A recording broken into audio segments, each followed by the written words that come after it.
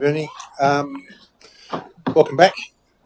First cab off the rank, so I'm not sure if I'm hopefully setting the bar high and not setting it low for the rest of the year. Is this a 2026 new agenda for you, being first up? Yes, yeah. No, I'm not sure how that happened actually. Maybe because Monique was away last week and I was setting the timing. So. No, pure accident, I'm sure. So this talks firefighting water supply comes probably from the last trinium, and hence I sent out the prior presentation for pre-reading. So I'm assuming that that reading has been done, just to give you a bit of background and context. Today's really about do. So what are we looking at and where are we going as our proposed position?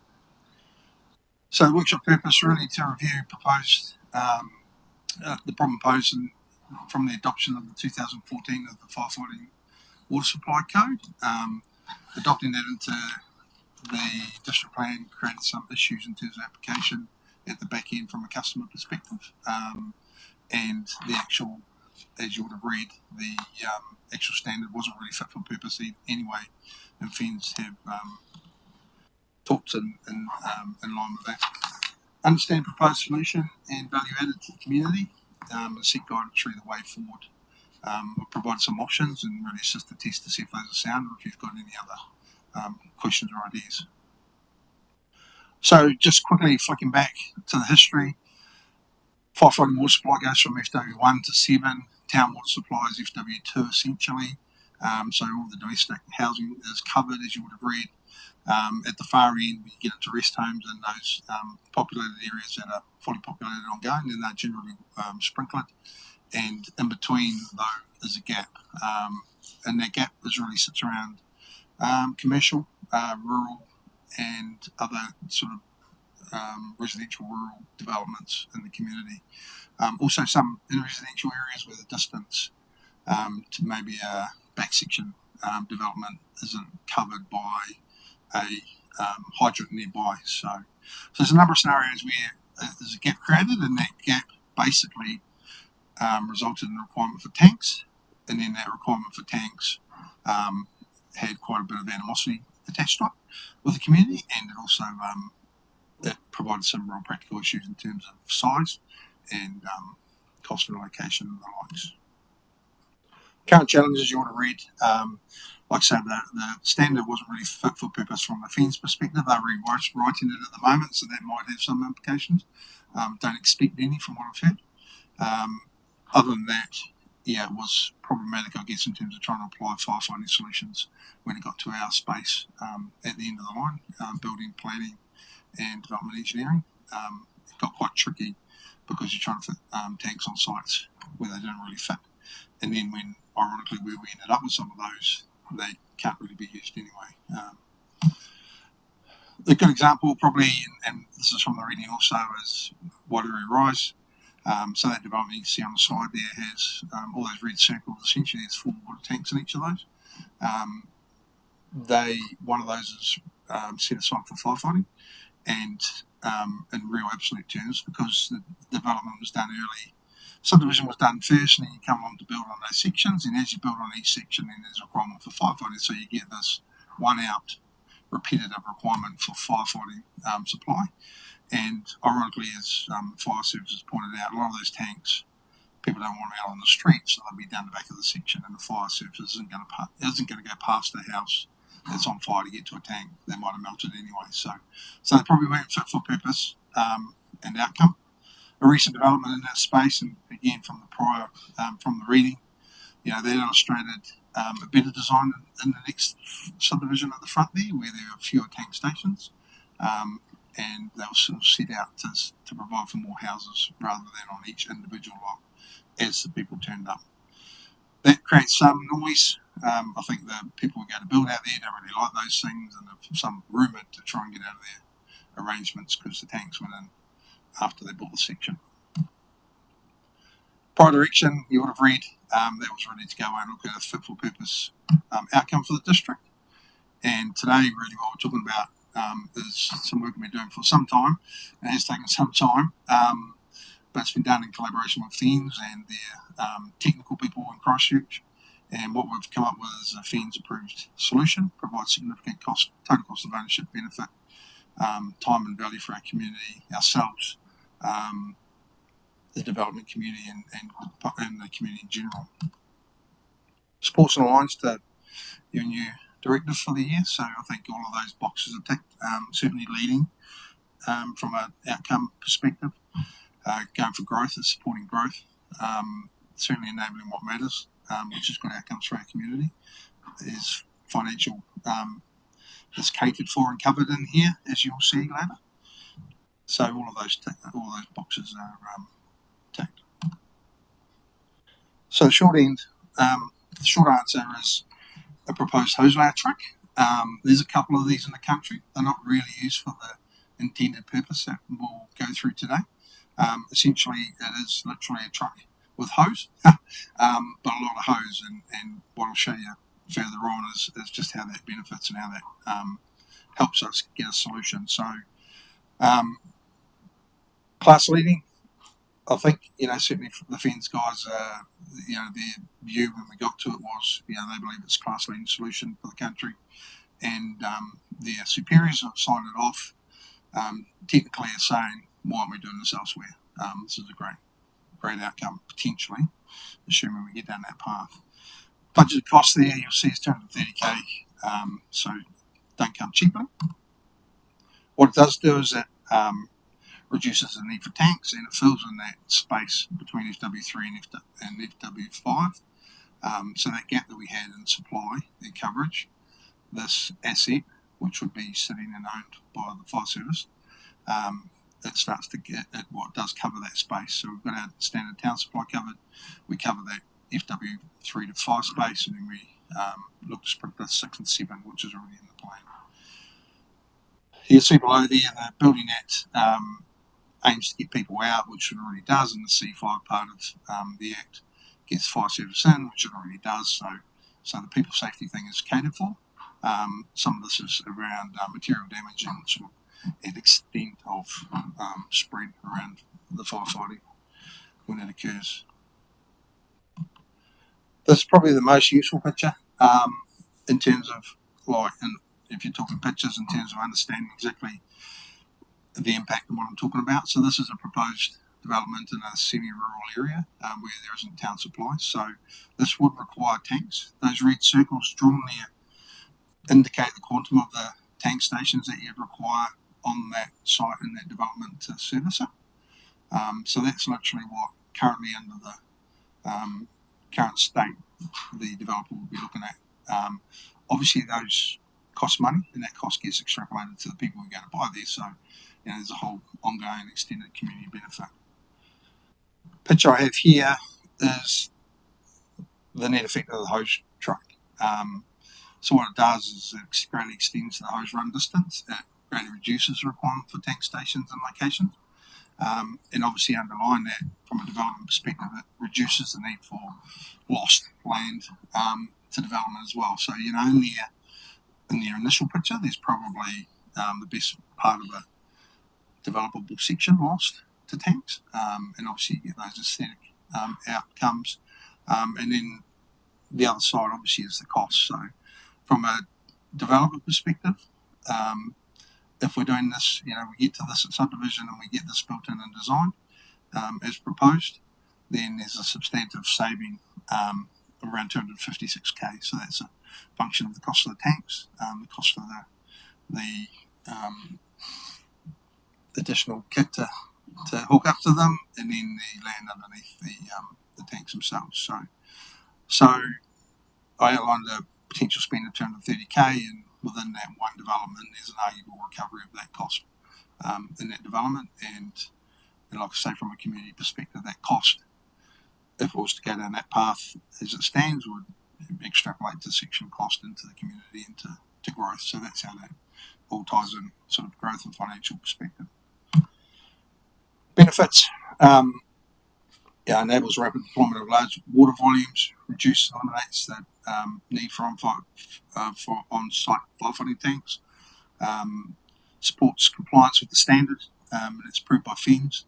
enhances protection for fire personnel, facilitates smoother, faster building consent processes, because for those of you new to the table, this has been quite a noisy, protracted subject that creates quite a bit of animosity out there in the development space as we try to go forward with our planning and building requirements. Encourages collaboration with developers by offering cost-effective solutions. Prevents tank clutter on site, and the design for those tanks that are on site will be fit for purpose. Offers scalable water movement capability for emergency response across the district. Mid-term solution to support our infrastructure too. So whilst our infrastructure is not designed to those levels I talked to, with the pipes we've got in the ground, we're not going to be replacing all those pipes overnight to cater for the demand. So that's a project over time, should it occur. This seeks to cover off and plug those gaps. I threw this in really because you often hear me talk about one system, and I think, just for this year and the changes coming at us, I think we can have a tendency to operate in silos and look at things from a siloed approach, and I think that gives rise to some of the outcomes we've had in this firefighting space. We end up with it in a building context or an engineering plan approval context, and if those aspects of council are separate, then we're dealing with an issue at a point where it's maybe not the best place to deal with the issue. So the one system concept is really not only about the hose layer, but it's also about our design at subdivision and about our moving this requirement and its design to subdivision stage. So when before we go out there and do a wide array rise where it's a turn up the build, put some tanks, turn up the build, put some tanks type concept, we're out in front of it to say here's a design outcome that provides a much better outcome for our community. So that's part of the solution. Hose layer truck is part of the solution, because once we get that design, then obviously the tank distance between tanks goes from current hose layer distance of 90 metres, so 180 metres, goes to 1.4 kilometres. So it's a substantive gain in the distance in terms of separation between those water supplies. And also for those water supplies out there currently that you wouldn't reach normally, it's going to bring a whole bunch more into play rurally and other by having this on the ground. And guidance would be, like I said, it's been through FENS. We've sort of racked our brains and rigorously sort of tested the concept, and it's been signed off at senior levels in the fire service. So they'll provide guidance, and they'll lock all of the stuff into the system too. So they have an electronic system where they'll lock all the detail into it. They'll send 2 trucks out, or normally send trucks out to a fire. They'll get to the fire and say, so there's fire, send the hose layer out. That's literally sort of how it would run. There are scenarios where there's only one. Obviously, if you had 2 fires or something going on, there might be a problem, but again, that's a probability and risk thing, and this does apply for our whole district, so it can obviously go to Foxton or elsewhere. Potentially provides resilience for emergency, so those tank stations, depending on how we service those from a water supply, if it's roof runoff or otherwise, in some of the larger industrial developments. These industrial developments that are about to go on, like Enterprise Drive, is sort of the old school where it's tank to tank to tank, and some of those buildings are of the size of the tanks and not really as per the prescribed requirement. They haven't been done yet because some of them are so enormous that it's not practical to even do the tanks. And then you run into these who owns the water. So fire service goes and takes the water and to put out my building, and if someone else owns the next building, then you've got these sort of private issues arising. So by doing this early again at subdivision stage, we could potentially have some large in-ground tanks that could be fed by roof water to top them, and I guess again in our evolving state as we go to a water entity, then potentially the water entity may have an appetite to manage those or maintain those going forward, given that we have a whole bunch fewer of them as well.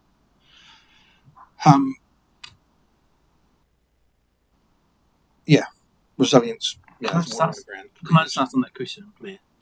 So what it allows for actually is not necessarily one size fits all, because there could be some scenarios where the assets are vested in council, it makes sense for council to well, sorry, it'd be the water entity. Yeah. So the water entity might actually own or implement it, or it might be the infrastructure is actually held in common interest as part of a development or whatever. So kind of like on terms of the continuum of how that's managed or owned allows for a range of options, right? Yeah, we'd have to test the water entity to see if they've got an interest and yeah, for sure. Probably resides largely with the subdivision and the development in the initial phases because they're the ones who will own and install. So in conclusion, acquisition and deployment of the host layer, aligned construction of water storage supply subdivision represents a forward-thinking infrastructure investment for the district. It aligns FEN's operational capability with community growth, supports developer engagement, and ensures firefighting readiness and compliance and national standards. The strategy not only enhances emergency response, but also provides for sustainable development practices across the district, minimising time, maximising value for our community. So where to? If it's a green light, who plays? So I've looked at a few scenarios, I guess, in terms of what it could look like, just going to sort of logical potential outcomes. Option one was seek developer donations. So that first development I put on board could pretty much pay for it, but then that ends up a developer paying for it, so you get probably an equity and timing and imbalance.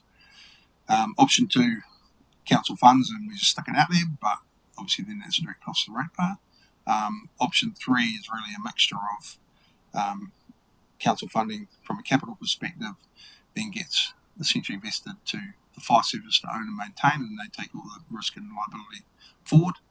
And then we look to install a levy against subdivision and development in these spaces to over time recover the cost and potentially even turn it into a revenue generating space where we obviously go past the total cost of the asset over time and create revenue into the space. So to do that, we'd obviously need to consider it in our capital program. So I'd have to get back to the table quickly for the paper for council, and we would look to add a levy, as I talked about, through our process of development, which is sort of similar to the DC concept in terms of where it would be applied. Would generally apply to subdivision. It would be the odd scenario where it would apply to, like I say, a back section too far from a hydrant. So there would be a few fringe outlier scenarios potentially in the build space. Sorry. And like I said, FEN's own and maintain the asset. So bouncing back to the start, really today was about giving you a bit of a view of what's gone on in the past and trying to bring you up to speed with what's now proposed to go forward and really seeking guidance on the way forward. Solution sound, options sound. Do you have any questions or need more prior to me bring it to council for consideration? Thank you for that report. It's a fascinating subject and not a conundrum that I would have thought of. But my concern is that we're looking at one of these vehicles and the spread of Horowhenua. I'm assuming it's going to be based in Levin. As we go into the future year or two of the long-term plan, is that something to be considered that we actually add, so we actually end up with like 3 spread across the district in the long term as an option to reduce the time of getting the hoses to the fire? Yeah, look, some of these questions would be for FENs to guide us on. I think probably my answer would be that they will always send units out to start fighting the fire with pumps anyway, and then when they arrive, they'll make a call quite quickly. So they have an escalation process, and it's all baked into their systems where they'd get out to the fire outfits, and the Fox and crews would get to the fire and say, we need that, and then it would transit to support and supply. So the initial coverage would be catered for as it is now. This provides support and sort of longevity, I guess, in fighting fires. We could also, hey, if the fire service said, let's do 3 more, then I'm sure they'd be happy. Thank you so much. It's a great presentation and it's really positive to have a look at some of the options that are available. I'm just wondering, in terms of existing communities and those in the rural areas that aren't going to be a new subdevelopment, are there any conversations happening behind the scenes with FENS that relate to some of their concerns? So, for example, I was in Hokia Beach on Monday, and some of the concerns were the water tanks. What you touched on, who actually owns what. So one resident said, I bought a water tank, I bought two, but then I found out the section was too small, so I had to sell one and put one in. But then who owns that water tank? Because the fire service then has to, because I can't put two on my small section, it has to take water from my personal big water tank. So who owns these particular tanks now, even though I bought them and the water? So how do we, and then of course, sorry to add on to that, they noticed that around their area, newer houses that are being built don't have the water tanks now, even though it was said that you do have the water tank. So he's confused and saying, is my water tank now servicing this area, in which case I've paid for it, so how do we move forward with that? I don't know if those conversations are a part of this or if that's a possibility to bring that up.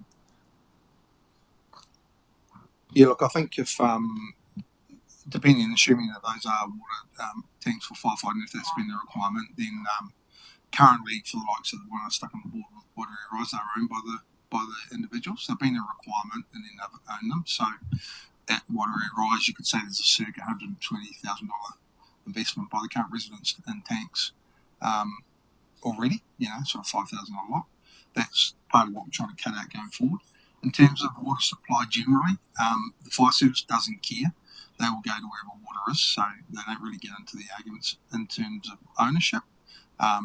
That's where you then, like I talked about earlier, then when you create these potential private issues around who owns the water, and you came and stole my water, and so that starts up a debate. So we're sort of, I guess, looking backwards. What you've highlighted is a number of the issues we've tried to resolve here going forwards, whilst trying to ensure we meet the code.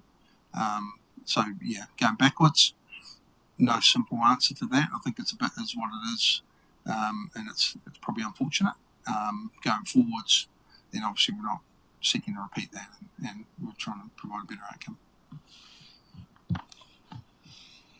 Blair, what a great start to the year! 5 gold stars for you. No, awesome. Seriously, this has been an ongoing issue, and I tell you what, I like how it's just such a cool solution, innovative solution, where when in the past when we've looked at this issue, we've always looked at like what can we do, what infrastructure do we do, what role do we play, and so this just seems so such a great solution. So thanks for all of your work and thinking around this. Like, totally support the direction of travel. It's really, really cool. My 2 questions are option 3 on that previous slide. Have we thought about whether it's a targeted rate instead or both? So an initial development levy for the capital costs, but there'll presumably be an ongoing operational cost as well, whether it's to depreciate that asset or to replace, or I don't know. Like, is there potential need or benefit from also looking at some sort of targeted rate, so that there's a way that we can also recover from those people who use this and bake this in as part of their compliance, ongoing consent compliance, in terms of fire solution. And then the other question is just in terms of we've kind of separated this into 2 separate issues in the past, which is kind of residential and those rural subdivisions, and then town centre, in terms of as we start to see changes in the town centre with more multi-level buildings, the compliance requirements amp up in terms of that sprinklers or other fire suppression kind of requirements. And so this isn't necessarily a solution for that, but presumably that it also helps with working towards a solution for what's our role, or what's the solution for supporting development in the town centre. Is my understanding correct? I think if you spoke to, probably first question, Sam, around the targeted rate and what that looks like. I guess that's why I kind of like this presentation, because with the direction you've set and the challenges we have ahead of us, this is a good example of now we're going to get up the road and talk to the water entity and see what that looks like and how that might play. So that sort of brings in one of the legs of the discussion we're already having. So I don't have all the answers to that, but potentially could be a scenario where that's included. Around the benefits to I did probably talk down the area already supplied with water being the current district in the town centres. But this absolutely provides, the fire service intent is absolutely, it provides more capacity, more capability, even in town. So, I'm no water expert, but, they could go to different hydrants in different locations to get better access to water, because they're already dragging it from here and not able to fully, get to the level. They can take the hose somewhere else and pull from a different source to double that capacity up. And that's where it fits with the tanks too. It's the same sort of thing. You'll still have that FW2 supply going. They'll still tap that. That'll still be available even in the industrial areas, but the additional quantum will come from tanks or a hydrant down the road or around the corner or something. So it's definitely in their intent. Yes, I'm kind of nervously excited by this number 8 wire response to what's been a complex situation. And I remember when we talked about it on council previously, we were looking at it from a whole of infrastructure problem, and this is good. Seems really good, but just a couple of questions. So thank you. Great to see that NB at the bottom. Fens own and maintain the asset and operation ongoing, provide guidance, no enduring liability for HDC. Awesome. Till we have to replace it, I guess. But I guess that's something that we would factor in. I just am curious about that wider emergency management. We just had a bit of a debrief about the Shannon situation while our infrastructure wasn't affected during that weather event. But was there any kind of ideas about wider use in emergency management? Have there been conversations with emergency management and NEMA? Do they have a perspective on this? Might be outside of the scope of this. And what's been the effectiveness of these being rolled out across New Zealand? Is that's something Fens is reporting on and saying they're a goer? Thanks, Joe. Certainly from a resilience perspective, I guess, that's sort of a thought that's been there from the start in my head. When Ross was around the table, we certainly talked to that. I guess, and that's why I talked about potentially roof runoff. There's some hurdles to jump, I guess, in there, because ideally it's potable water if you're going to go and use it in an emergency. But if you imagine Enterprise Drive with some big tanks in the ground fed by roof supply, it's not necessarily going to be super duper water, but presumably it's going to be boilable, and it's not, it doesn't have diesel and everything in it. So there was a scenario there, I guess, where it could be considered, even if it wasn't drinkable, or it could fit a bunch of other purposes. So you would arguably have a greater quantum of storage around the district as you develop. So I think resilience is a good option to consider, and in terms of putting them in the ground and then what that design looks like, I sort of had some ideas around that too. I'm no infrastructure person, but if it was roof supply from the developments into the tanks, overflowing into the soak pits, in a way there is some scenarios there. Yes, liability. Just on that point, Fens already have agreements where you basically hand the asset over to them, and it's already written up and drawn up and stuff, so it's already in play. And in terms of more widely adopted, all I've got to go on there is really the feedback from Fens.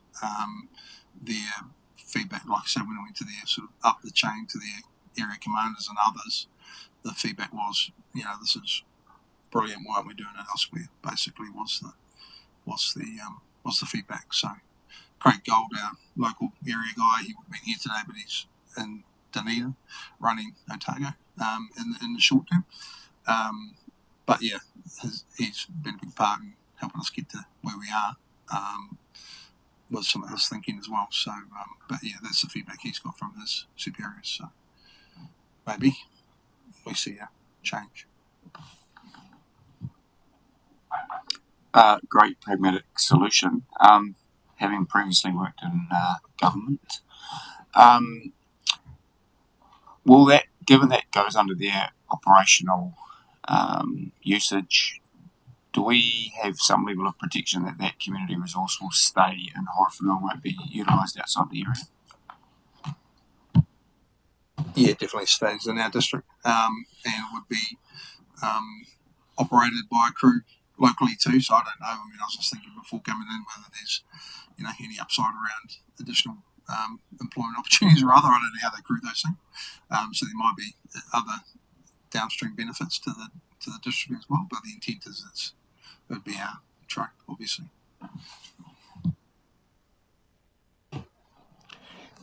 Fins would want the portability for it to be used out of district. It's just the housing, so that actually our district doesn't end up in a space where it doesn't have a hose relocator for a multiple day basis. That actually, when it comes home, it comes home.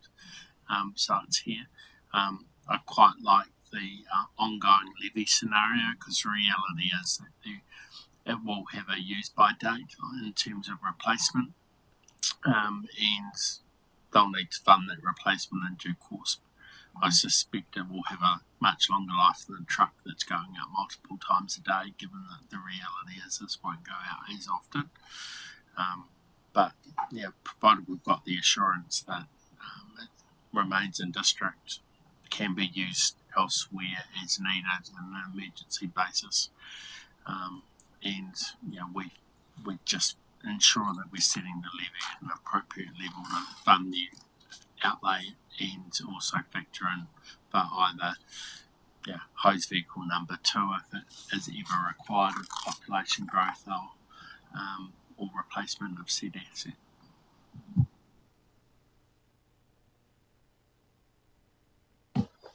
Yeah, just thinking particular Wairau Rise and the issues that we've had out there with flooding and different bits and pieces. Are we setting an expectation, taking it off the individual residential landowner to then provide the necessary resource to be able to fight their fire?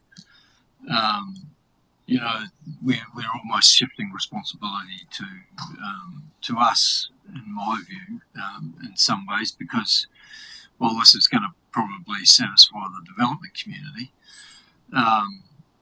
we are almost shifting the liability from the individual, and I just wonder what sort of expectation we're setting in terms of you providing us this to fight our fires. What are you doing to prevent our flooding type of thing? And yeah,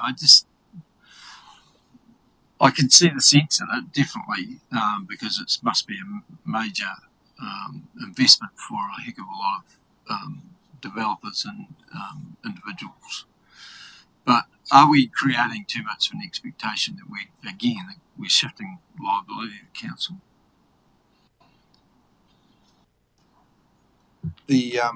As I said, like it's outlined there, the liability for firefighting and all of that, and that application of the appliance goes to the fire service, and I don't think they have liability in that space. They do their best to get the best outcome, and so that would shift to them. There'd be nothing that sits with us in that space. The cost, I guess, is not just to the developers. It does end up with those individuals, because when you go and like Horowhenua Rise and build house to house to house, it's an individual cost that goes to the person. It's not a developer cost. Part of what we're talking about is shifting the timing, so it does become more of a developer cost than an individual homeowner cost. And the other problem, I guess, with, and you talk liability, if you were to, in this room, if you were to look at what's occurred out there, for example, a lot of the tanks aren't necessarily fit for purpose, although they've been required and they've installed them. They're not necessarily fit for the intended purpose, because the tanks should have a hard stand that the fire truck can park on. If it drives out into the wet sand, it's probably not coming back. It's supposed to have a hard stand and a hose connection, and be away from the dwelling, obviously, which probably leans to having most of them sitting by the side of the road, which people don't want to do. So they'll put them out the back, and then because they're out the back, they're not accessible and they're not usable. So it's probably a waste of money. And it's sort of been derived through the historical handling of what was adopted in 2014, and what's probably not necessarily a fit for purpose standard as it stands. We did talk about unadopting it, obviously, through the omnibus, but that's by the by. So again, around that constant new change scenario we live in, that's not an option. And I think we talked probably ethically in terms of backing out of it. Was that the right thing to do versus trying to get better outcomes for our community? And that's where this is aimed, and I don't think it increases our liability. It probably provides a better outcome. Fair enough. Bernie, I think the thing that probably it's about creating an expectation, but here I think it's also the key reassurance to the wider ratepayer is that they're not subsidising this. This is ultimately fits with our going for growth strategy, because it's about enabling the development, and it's quite a clever solution to something that can be a huge cost barrier. I mean, you look at that one development, that's essentially funding the cost of this first truck in terms of a direct solution. I'm not saying that one developer would fund that, but it just shows you the extent of the cost of the compliance requirement on developers, and that's why I have some appetite for the ongoing targeted rate or whatever the mechanism is, because yes, there's an initial cost, but there's also a cost and an expectation that if you benefit from this resource and this infrastructure, that there should be some sort of ongoing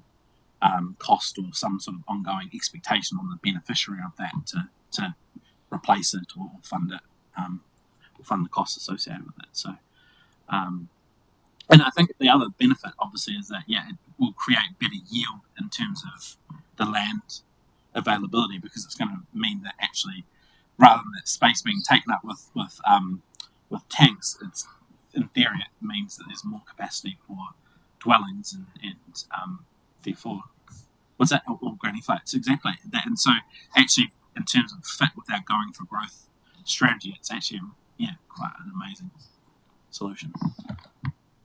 Certainly looking at it from a commercial perspective, probably where I come from, in one direction is that if you look at some of the industrial areas and the quantum of the tanks that are required through the current standard to go out there, they haven't been done in the Southern Hemisphere, which tells you the standard is not really fit for purpose, and the fire service will attest to that. But even if you were to build them, then you've got, the risk and probability scenario down the street is madness, because you've got a tank on every side, and the risk and probability of any one of those going up is so low that the quantum of the cost from a total cost of ownership perspective to our community is immense. That probably disincentivises people coming. So I guess we're trying to get to sound solutions where we're encouraging people to come and show that we're providing for and delivering to, and doing it in a sensible, friendly way, I guess, is where we're targeting. Sorry. Just quickly, that's why I was quite interested in how can we roll this out, or how does this work with existing areas and rural areas and plots that are still being sold and being subdivided, so that we can keep encouraging people to come without having that huge outlay of having to buy those 2 tanks and all the bits and bobs, and how will this work within that existing framework that's up and about? In the picture I put up earlier around water area rise, you'll see in there we've already started from some of the things that we can influence around design at the subdivision. So you'll see the initial photo had a whole bunch of red circles, and then it had some larger green circles. So we're already sort of down that path around designing from subdivision to improve that. What this does is it means those green circles, probably there was 4 or 5 on there. There's probably only 1 now under this scenario. So it's an evolution, and I guess we can't roll back. We are doing some components, and this will seem to really just improve what we're doing already. So yeah, rolling back, hard to answer. But we're already in a position where we're looking at subdivisions and looking at better design at subdivision stage. So Homestead over here, we're already talking to and in the process around their industrial land that they purchased out here, for example. So it's a significant cost and benefit to them in this proposition. And again, they could probably pay for the truck themselves through that development, which they'll benefit from and they start to put some thinking into.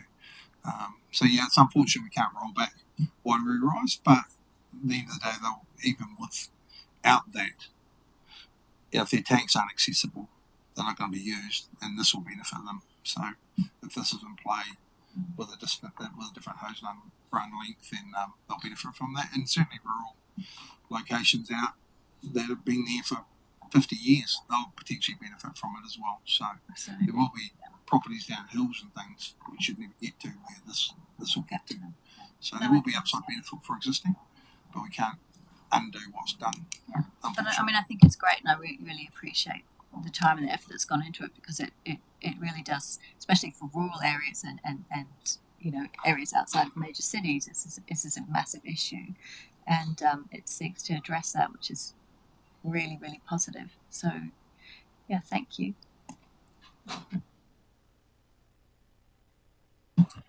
What's next, Blair?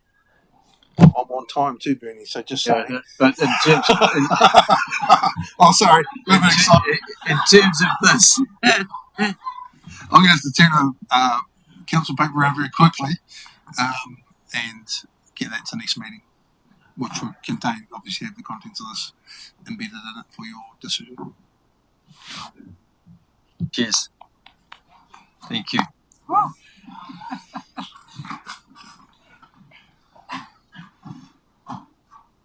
So do we go and get a coffee now? Is it lunch? Lunch break? What?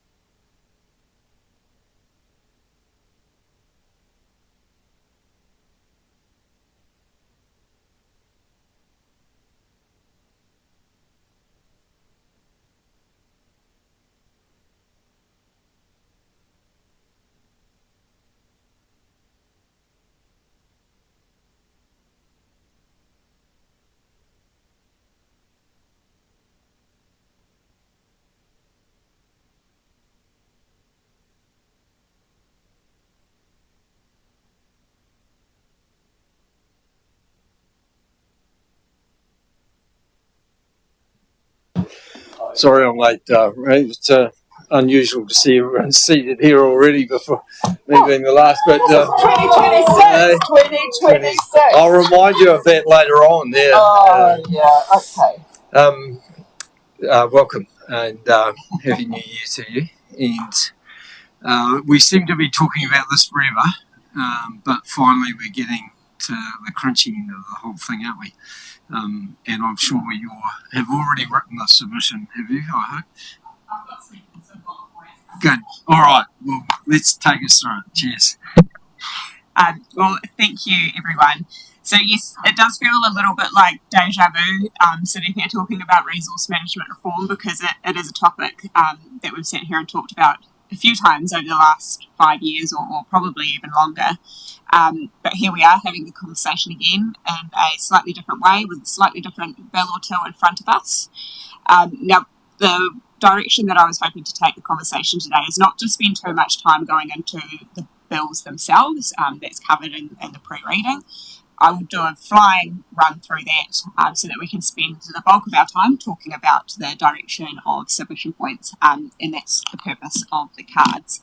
So as I get towards that sort of discussion end of the presentation, there's a number of possible submission points that I've identified at that really sort of high outcome driven level rather than at the technical drafting nitty gritty kind of level.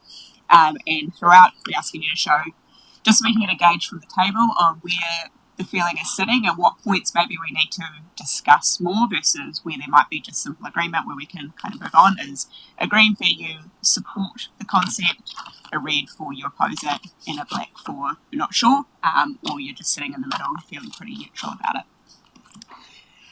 So I suppose at the outset, I'd like to just highlight the link between these bills and Council's priorities, especially going for growth and the future fit HDC. These bills, when they land and when we see new legislation follow out from that, will have a significant impact on how we go about implementing those priorities for Council, because it really will change the way that we operate and the way that we do business. The second point that I wanted to just make at the outset is that you'll be getting 2 more presentations after me about reform. And while they're being each kind of presented by government as 3 separate packages, ultimately they all relate to each other. And so as we're talking about submissions on the planning bill and the natural environment bill, and as we're talking about submissions on subsequent bills, important that we're seeing the connections between all of those pieces of proposed legislation and how they'll impact our community collectively. So what we are going to cover today is give you a little bit of a briefing on the content, but mostly be seeking guidance around the nature of a submission. So happy to take questions as I move through about the content of the bill and anything that you need more clarity on to inform that discussion piece. So sitting both in the no and do sections of that triangle. As I mentioned, we've been having this conversation for a long time now, both in this room and around the council table, but also in the planning sector. But probably fundamentally the drivers for change are a desire for a faster, more enabling planning system. And the current kind of thinking is that needs to particularly focus on housing and infrastructure while protecting and supporting primary industries. An enjoyment of private property rights is sort of a fundamental concept of this particular set of reform, and then sort of protecting what's important as sort of, high level and conceptual as that kind of statement is. So in terms of some of those key changes between what we've got now under the Resource Management Act and what we are likely to see come through these proposed bills, is that there will be a single regulatory plan per region rather than all the regional councils and all the district and city councils having their own plans. And that single combined plan will be made up of a spatial plan produced as a region by spatial planning committees, and then sitting within that, land use plans prepared by the district and city councils and a natural environment plan prepared by the regional council. Spatial planning will become mandatory rather than optional as it is presently. In practice, it's probably not too significant a change because lots of regions are already doing spatial planning and seeing the benefit in it. So really that change is just sort of making it clear that it's an expectation and not a choice. We'll see greater standardisation across the country, with the indication from government being that there will be a large part of those land use plans where the content is specified and standardised, or we'll have a list effectively that we can choose from. There will be no general te tiriti or treaty principle contained within this legislation. So to explain what I mean by that is, at the moment, the Resource Management Act says that everyone exercising decision-makings or functions under the Resource Management Act needs to take into account the principles of the Treaty of Waitangi.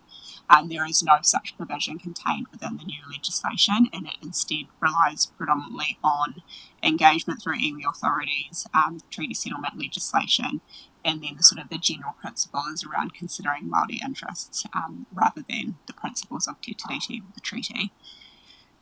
Both the Planning Bill and the Natural Environment Bill are focused on the enjoyment of private property rights and the use of land and the environment rather than the sustainable management of resources. And then in a procedural sense, there is a much narrower scope for appeals, and so very limited ability for people to make merit-based appeals to the Environment Court. Appeals will be focused primarily on points of law, which is quite a big change from the RMA, and probably a major criticism of the RMA is that the process side of things allows for a lot of litigation and a lot of Environment Court appeals that contributes a lot of cost and delay to processes. So this diagram was in the pre-reading, so I won't linger on it too long, but just to really highlight that we have two pieces of legislation that will drive resource management outcomes, whereas at the moment we have just the one. That the Planning Act and the Natural Environment Act, or when they become acts, will each be driven by a layer of national direction, which is going to be made up of a national policy direction and national standards.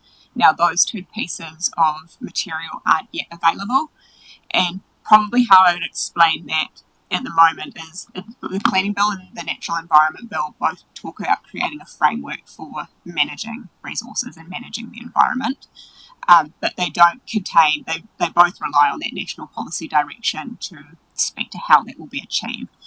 And so I've heard another planner cast it as the bills are almost like a skeleton, but then the national policy direction is the muscles and the tendons and the ligaments that make the skeleton move. So at the moment we kind of have this inanimate object that you can it sits there and sets out a framework, but it can't function without those other pieces of material that we don't yet have visibility of.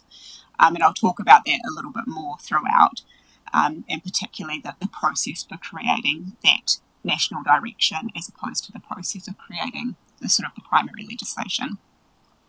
And then lastly, just highlighting that combined plant structure that I talked about a moment ago. So there are some key players within the new resource management system. The Minister is a key player in this new system, and it's probably fair to say that the Minister has an expanded range of powers under this new proposal compared to the Resource Management Act.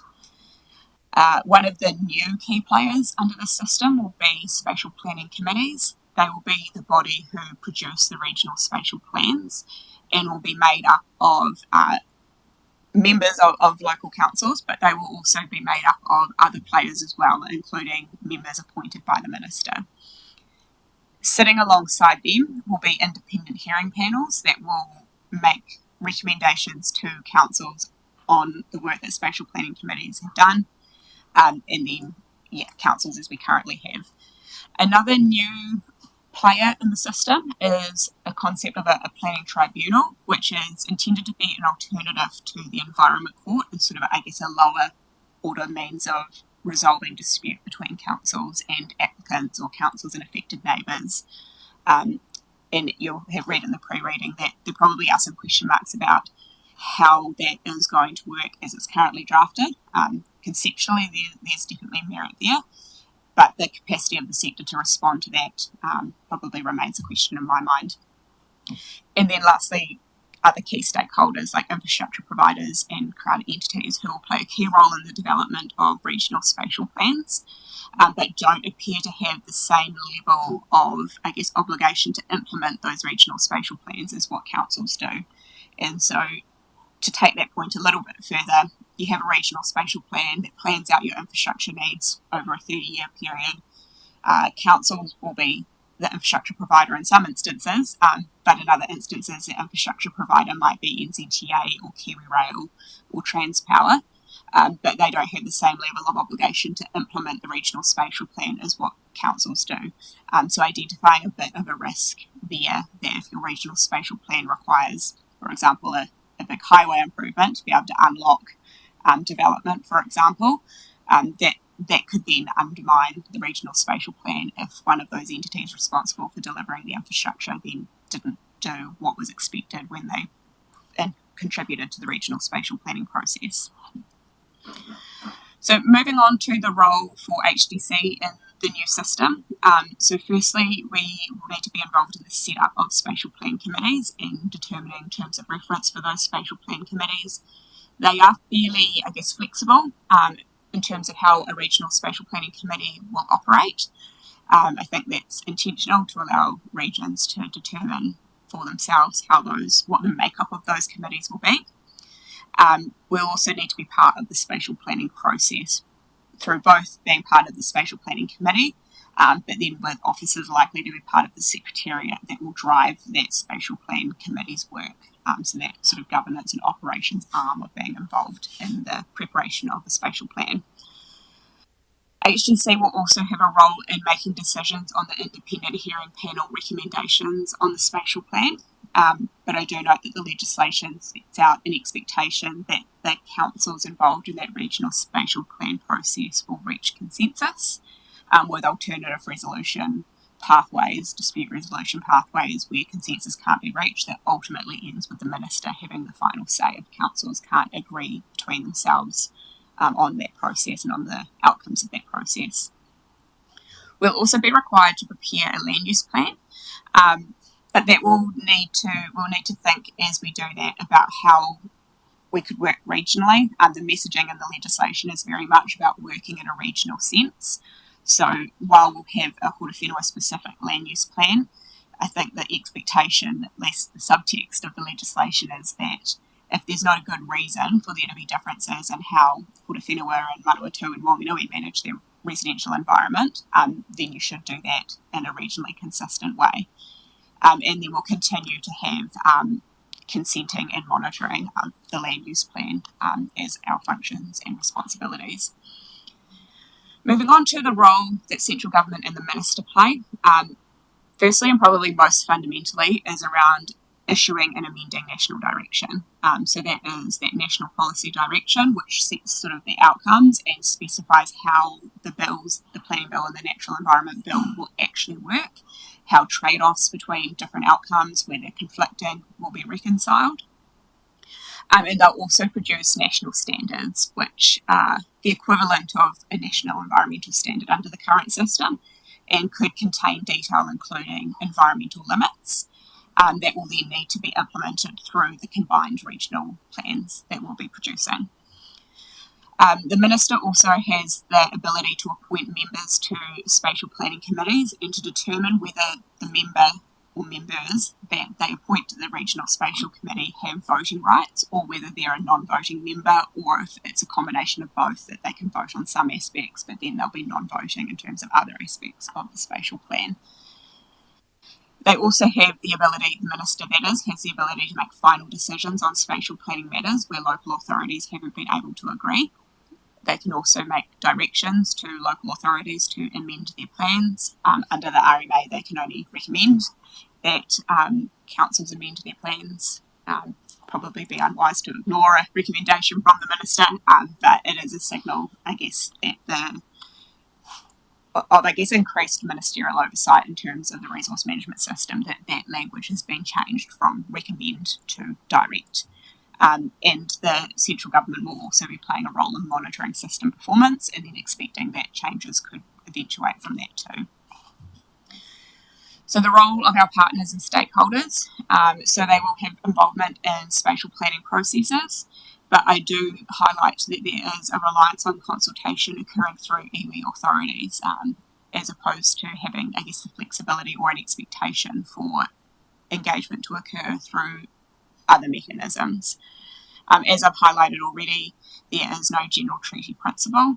And then probably lastly, that the whole process of preparing spatial plans and then land use plans is very compressed, which will impact the ability of the community to be able to implement or to be able to be heard through that process, although there are sufficient opportunities. And that combined with the level of standardisation means that there will probably be less scope for local voice, local preferences to determine the outcomes of either the spatial plan or the land use plan that sits beneath that. Going back to national direction, because I think that is a really fundamental piece of this puzzle and a piece of the puzzle that we don't have a particularly clear view on yet, but ultimately it is fundamental to the new system. The legislation does specify the process for preparing national direction, and critically, the minister is directed that they must engage with certain groups, including iwi authorities, but they're not required to engage with local authorities prior to drafting and prior to releasing the national direction, which, with local authorities being the primary mechanism for implementing that national direction, potentially poses a risk both to the outcomes that the national direction will achieve if it's not sort of supported by expertise and experience of local authorities, but also runs the risk of creating a situation where local authorities are required to implement national direction that triggers a requirement to pay regulatory relief, for example, but weren't involved in the drafting of that piece of legislation. So overall, I would highlight that the national direction process is a fundamental driver to the new system, but is delivered through a ministerial decision rather than a full select committee process. And so I guess highlighting a risk that could result in a situation where the priorities and the objectives of the new system vary wildly according to the priorities of the minister or the government of the day, rather than having the sort of the enduring outcome that a refreshed planning system needs in order to deliver long-term change that's expected or anticipated. Process aside, we don't yet know the content of the national direction package. We can have some guesses that it will likely encourage things like a focus on provision of infrastructure and on housing and on business land, but we don't have that detail yet, which makes it really difficult to, I guess, picture exactly how this new system is going to work. Also highlighting that the content of the bills can, of course, change through this submission and select committee process. So there is some continued unknowns in terms of what the final product will look like. And we also don't currently have good oversight or really any insight into what funding and resourcing to support implementation of the new system and transition to the new system will be.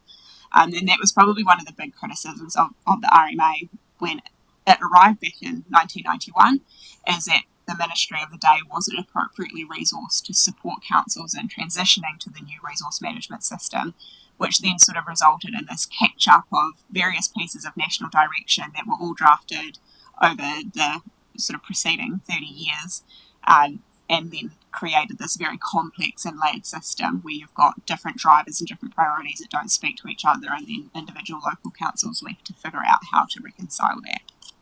Lauren, do you have any early insight into what you anticipate the level of resource would be required for it? Because our particular work stream that's heavy is the land use plan. Is that what it is? Yeah. The land use plan and the regional spatial plan will both be going to contribute into that. So, yeah. And I would say the regional spatial plan, the land use plan has to implement the regional spatial plan. Yeah, so we do want to be and need to be closely involved in that regional spatial plan so that we can then produce a land use plan that achieves the outcomes that we need to achieve for this community. And to be honest, the timeframes for both the regional spatial plan and the land use plan are so tight that they're going to be happening concurrently. And so it's because of the condensed timeframe, like we know that district plan changes themselves take a long time, a lot of effort, but because of the condensed timeframe for this, it is going to require almost like surge capacity. It's going to require people. It's going to require experts, is it? In addition to Exactly, and I think where the real challenge will be is that we'll be going through this alongside everyone else in the country going through this, and so I do have a real concern that the sector doesn't have the capacity to deliver on the timeframes outlined in the legislation, and that ranges from planners and councils to traffic engineers to independent hearing panel commissioners to the ministry's ability to support councils in transitioning to the new system. And so one, I guess, change between this version of the legislation and the legislation that the previous government passed is the previous government had recommended a staged approach, so different regions were going to be going at different times. That obviously would take longer before the whole country got to sort of final destination. But I believe that was an attempt to try and manage some of those capacity issues in the short term, because of course the intention behind this work is that in the long term there'll be less required in the plan making space and the consenting space, but it's probably fair to say over the next sort of from now till 3 or 4 years time, surge capacity is going to be a real need and requirement across the country.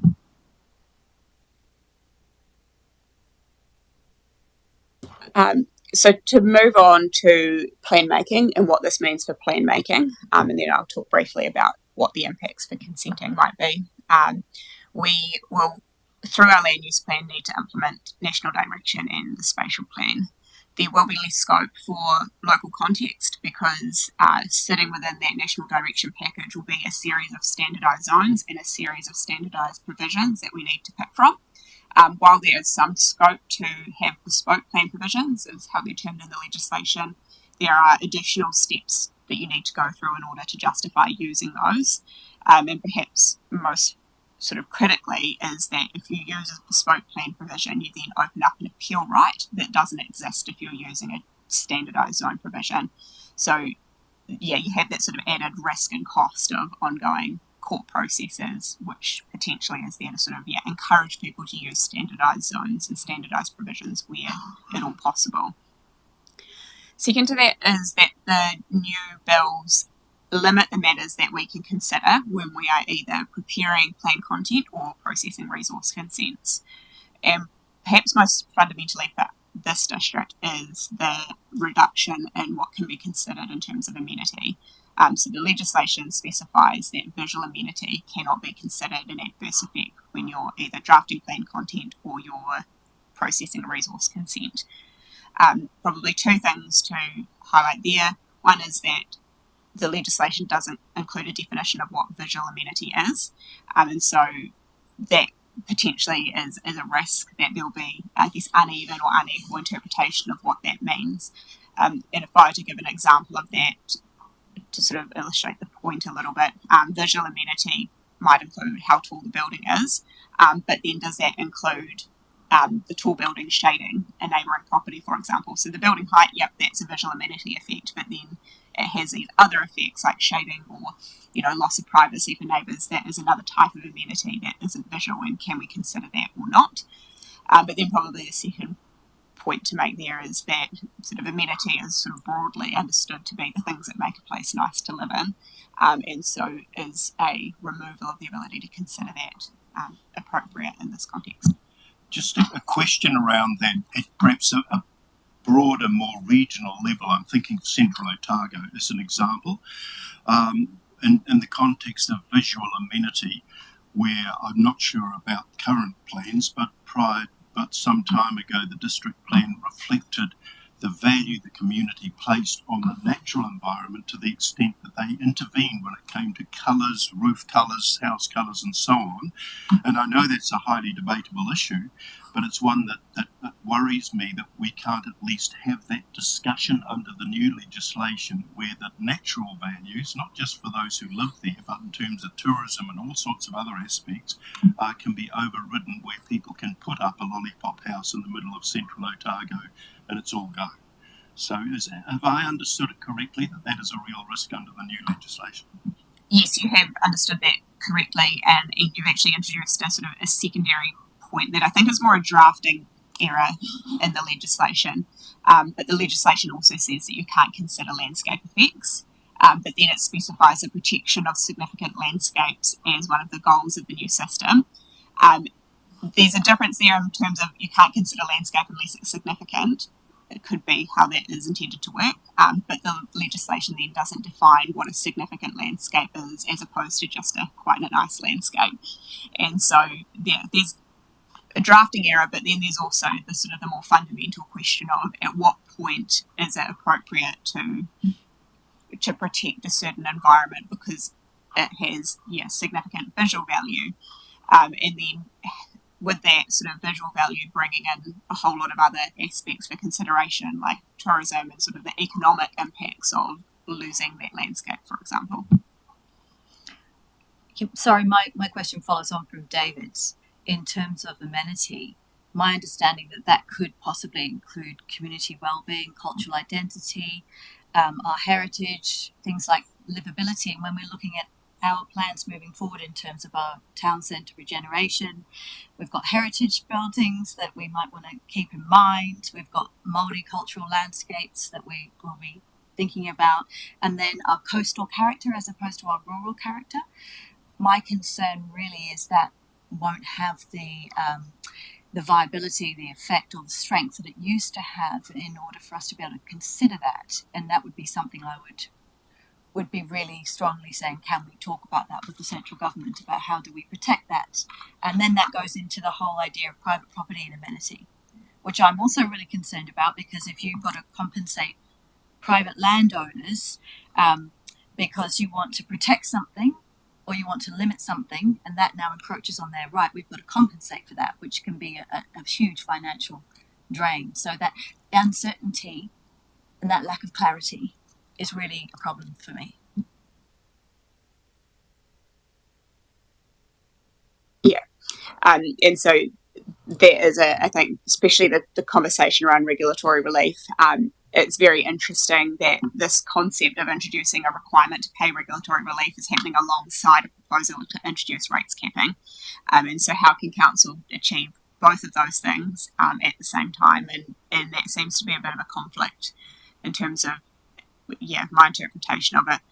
I think in terms of the amenity question, my interpretation of what the government is trying to achieve is that they're trying to avoid the sort of the NIMBYism in a residential environment. Like, they're trying to avoid situations where people are opposed to a residential site, let's say a quarter-acre site being redeveloped for medium density housing. And they're saying you shouldn't really be able to say, I've got an issue with this residential site being redeveloped for more intensive residential purposes.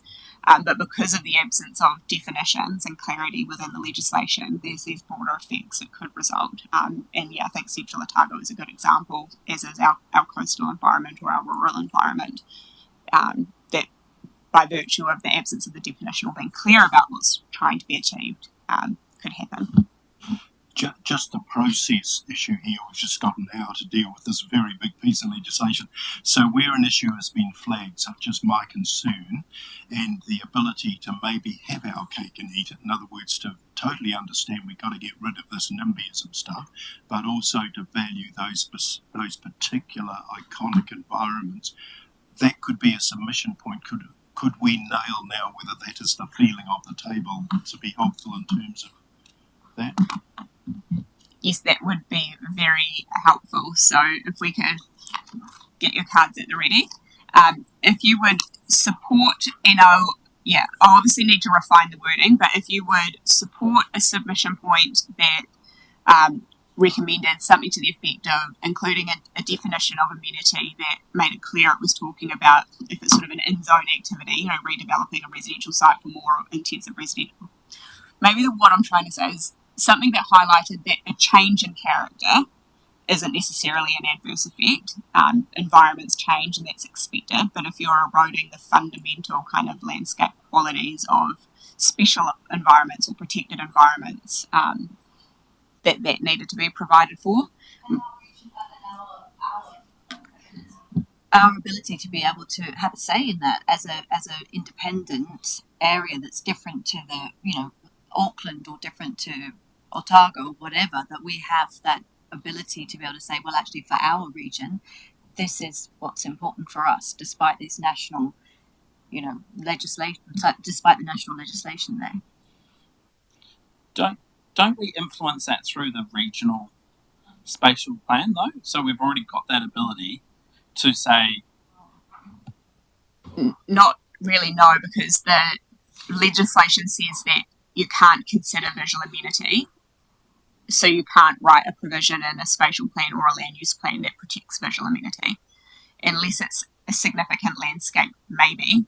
But we've got that conflict, but we don't know what is a threshold to be considered significant.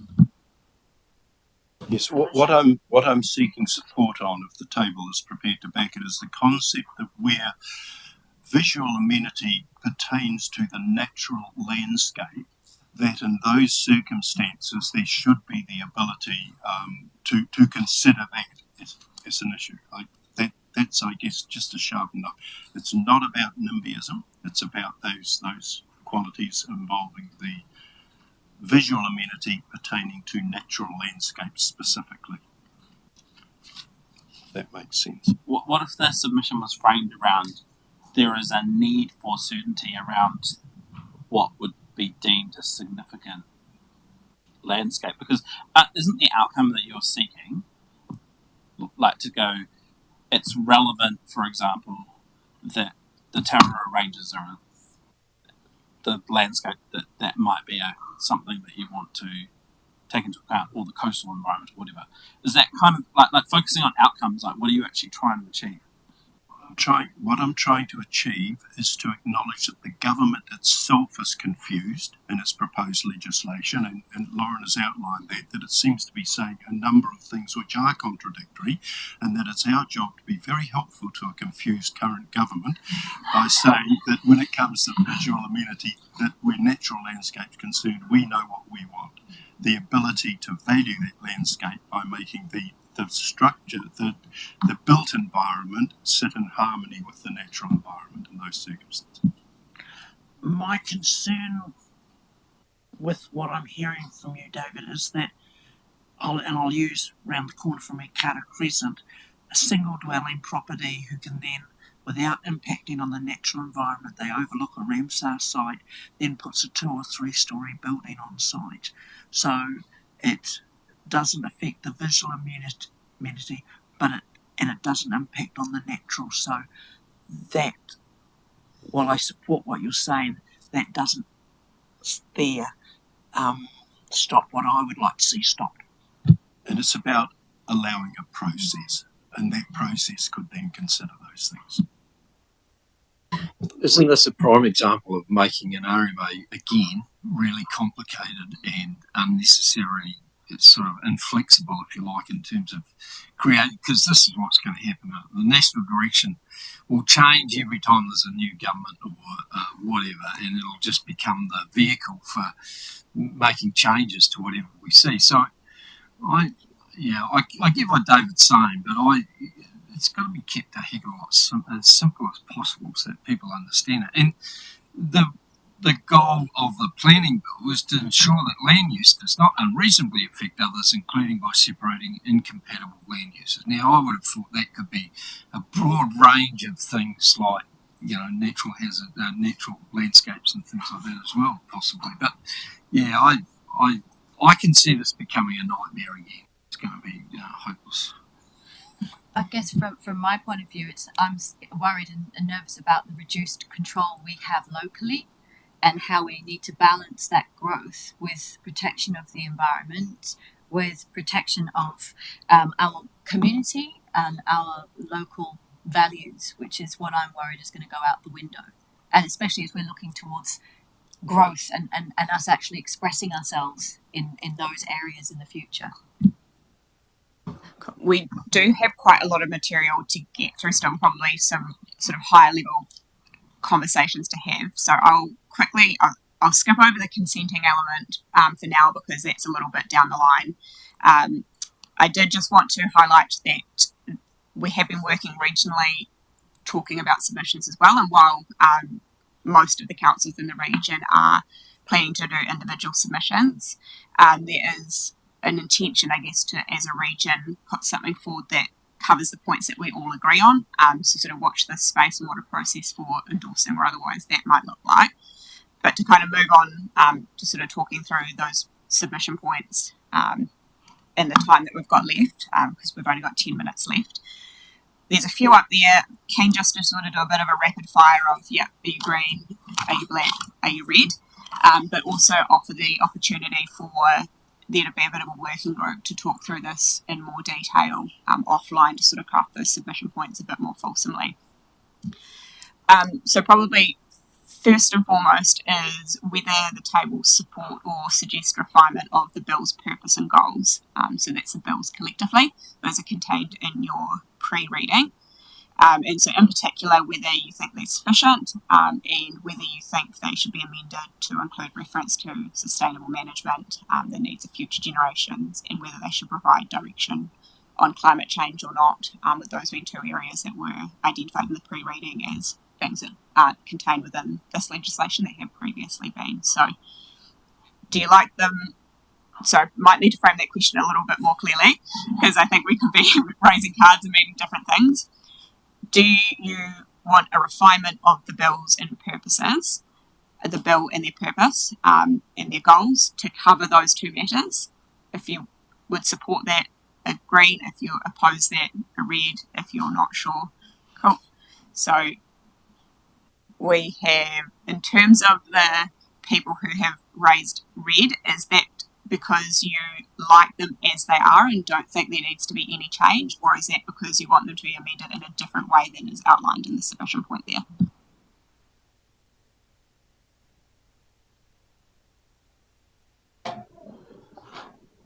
Yeah, I'm broadly comfy with how they are, and the direction on climate change is too fluffy. If it was more about focused on in terms of hazards, or like if it was narrowed focus, I could potentially support some sort of capturing of that. But I think that's too broad.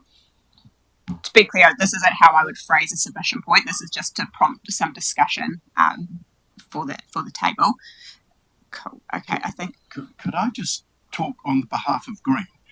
I cannot for the life of me understand why a bill called a planning bill and a bill called a natural environment bill would not consider the future. It makes absolutely no sense to me. So red guys, good on you, but I just don't quite understand. I cannot get inside your head with respect.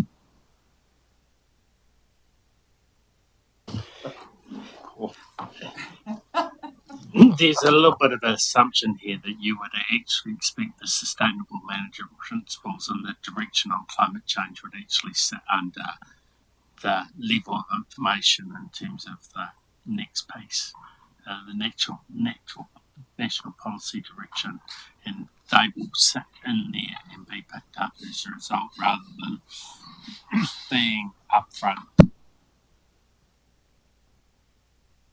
Can I just counter let's get into debate.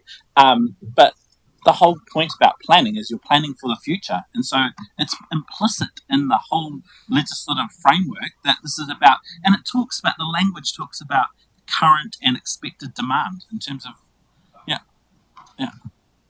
But can I counter that with the fact that, to me, relying on secondary legislation that we don't know what it looks like could negate those implications. So that's where my lack of trust is, which is why I want to add it in. So that is a lovely segue to the second submission point about whether or not you support or oppose the reliance on secondary legislation.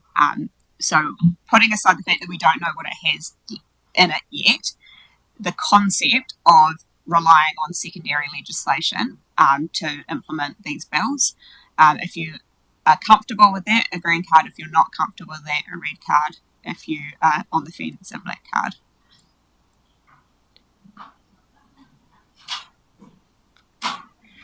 Okay, so we've got basically neck and neck on that. I'm going to have a really fun time writing this submission. Okay. The third point is whether you support an increased level of standardisation and the role that the Minister has provided in the legislation. So if you support plan content being standardised and the Minister having their say,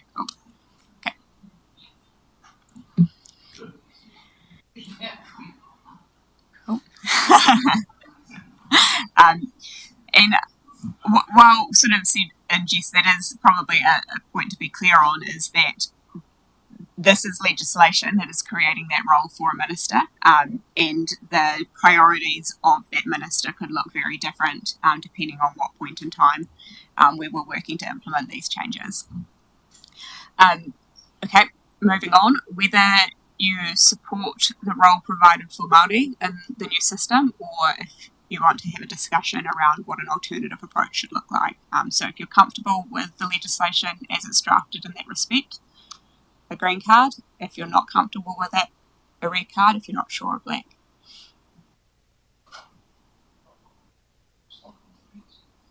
I wonder, to be honest, this is important, and I wonder if this does need some discussion, particularly around the principles, the treaty no longer being relevant, and it's referred to in the pre-reading.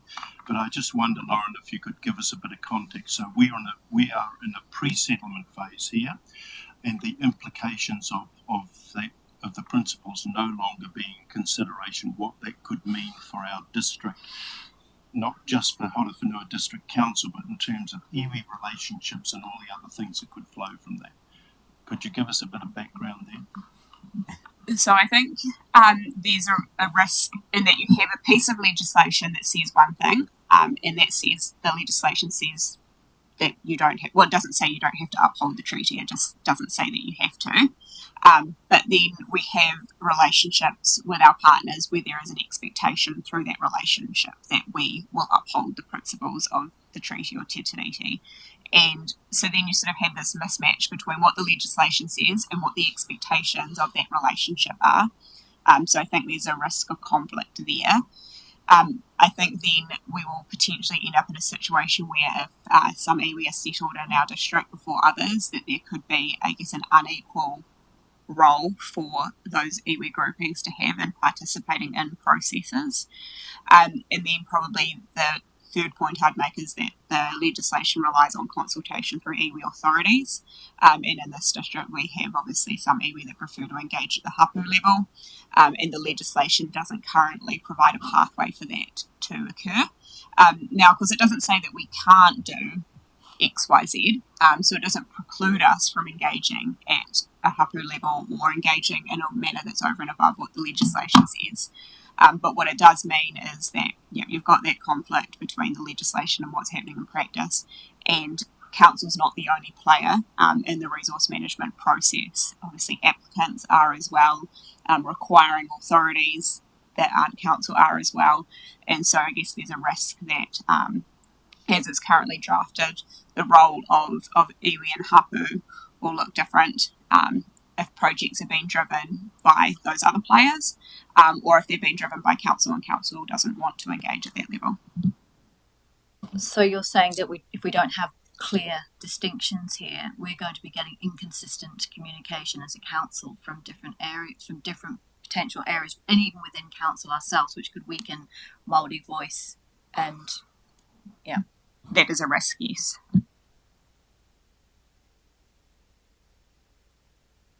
And for me, that is a red flag, and it's a red. Yeah. And I think particularly in terms of some of those other players, like the regional spatial plan, for example, is another fundamental piece of this system.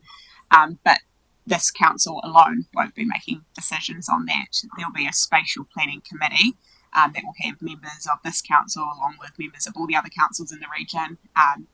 And then all the other councils in the region will need to take the recommendations of that spatial planning committee in terms of like how the document is produced, but then also the ultimate decisions on it. And so I guess if the legislation doesn't create a clear pathway for particular partners, particular stakeholders, there's a risk that despite the desire from the table here, if that desire isn't reflected by other players in the region, that we might not be able to facilitate the level of engagement.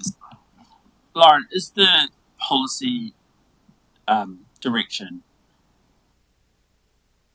so I'll frame this this way, is the way in which the draft legislation is framed around using the language mandated authorities or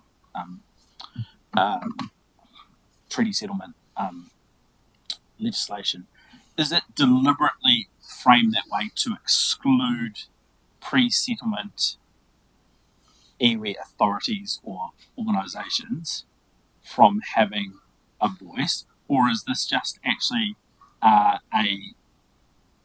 something that could be addressed through a definitional change, like even adding words, and I'm getting into the weeds, but like or equivalent authority or equivalent organisation or something like that? Like, is it deliberate policy, substantive policy direction, or is it actually a definitional thing?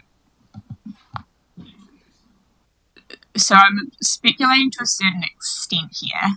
I will firstly say that the RMA uses the terminology iwi authorities too, but the RMA is different in that it contains a general requirement to take into account the principles of Te Tiriti. Now, excluding the general requirement to take into account the principles of Te Tiriti, or the treaty, is a deliberate change from the new system that was set out in the coalition agreement. And that's something that the government has repeatedly said as a change that they're deliberately making to the new system. Now, what the piece that I'm unclear on is if they fully understand the impact of removing that treaty principles clause and what that would mean for iwi or for iwi, hapu and Māori who aren't represented by an iwi authority. So I couldn't speculate on whether it was to deliberately exclude those other parties from the process or if it's an unintended consequence of the commitment to removing the treaty principles matter.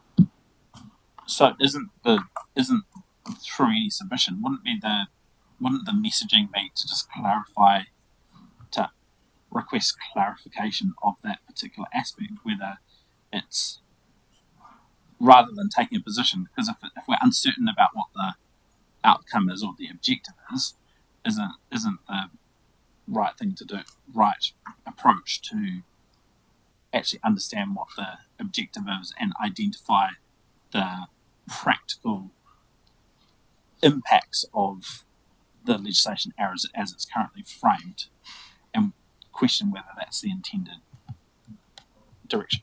For me, it's taking a position. Because if we simply ask what is the intent, and they come back with what the intent is, and we adamantly disagree with that intent because it doesn't suit a pre-settlement district such as ours, then we've lost. So I think at this stage, my personal position is that we say that we are not happy with the exclusion of the treaty's principles being part of discussion for that reason, that we submit for that reason. We can include in the submission that maybe that's just definitions might help, we can be constructive that way, but we certainly can't just say, tell us what you mean in a submission. I personally think you're conflating issues, because you're conflating the removal of the treaty principles clause with the actually understanding what the scope of the specific language around Māori, iwi authorities is the language I should bring up. Because you can achieve what you're wanting without the treaty principles clause if there's clarity around what the legislation frames. So that's why I'm saying you're conflating the issues, and that's why uncertainty is the problem at the moment, isn't it? No, I also think there's quite a clear direction from this government of where they're going in terms of that, and I think this is this is just part of that direction that the government's been moving in, and I think we need to be very careful about how we protect part of our communities and seek much more than clarification. I just want to remind everyone we've gone over 45 minutes, so you want your quarter of an hour break, or do you want to keep the discussion going?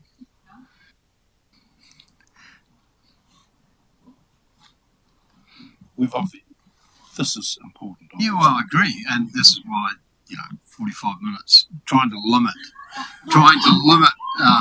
workshops to 45 minutes is impossible. That's what I'm just trying to emphasise. I would just remind the mayor that if first you do not succeed, you try again. The problem is, Bernie, Mr. Mayor, is we're in a very tight space because the deadlines are impossible. The deadlines set by, and yet we cannot disrespect this legislation with all that it means for our communities by not giving it the time that it needs. So under these circumstances, I guess we do plough on. My view is we do have to plough on, and if needs be, we have to run overtime and go till later tonight, because these other pieces of legislation, proposed legislation coming up, are equally important too, and we've simply got to get through it. Well, all I'm trying to highlight is the fact that everybody agreed that we wanted 45-minute workshops, and yeah. So I just, sort of trying to be rigid in terms of those sorts of things is impossible, is what I'm trying to highlight. I'm quite happy to continue. I'm happy. I just think if we need to stretch, we stand up and we stretch. But I would like to carry on the process of 45 minutes when we're not under so much pressure.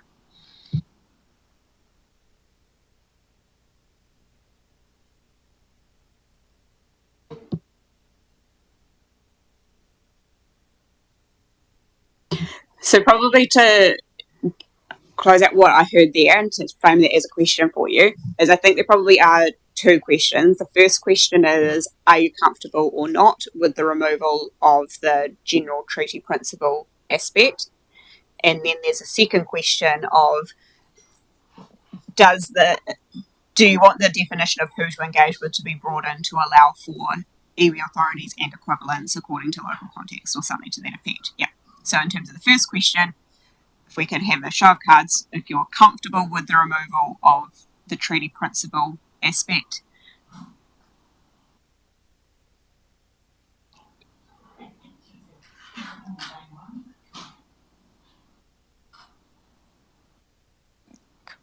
So it's pretty finely balanced there too. Cool. And then secondly, do you think the legislation needs to be clarified to provide a role for... Yep, cool. That part's clear. Moving on to the conversation around regulatory relief.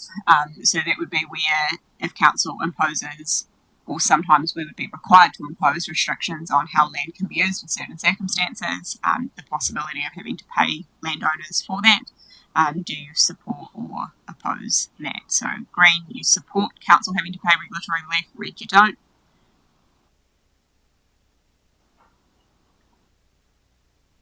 Cool. So there's some.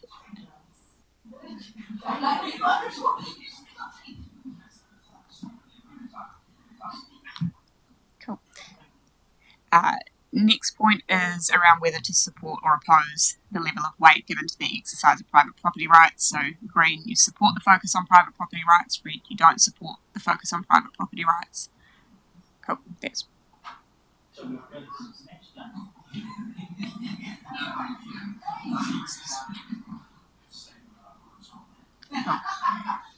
and then lastly, the one around amenity we had a little bit of discussion around already, but I'll just put another couple of points on the table before that I think will be relatively agreeable, is around supporting the requirement for spatial planning and supporting a point around ensuring that transition is appropriately resourced and supported. Is there pretty collective agreement on those 2 points?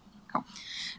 So going back to the final point on the slide there, then about whether to support the amenity issue in terms of how it's currently framed or not, I think it was fairly finely balanced on that one too.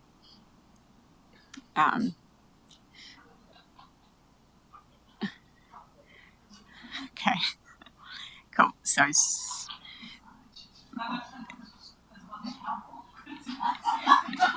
mean, yeah.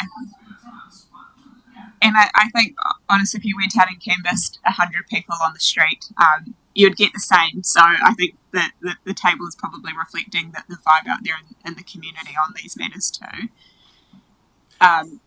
Sorry. That's right. No, my concern around that one is just, again, the lack of definitions.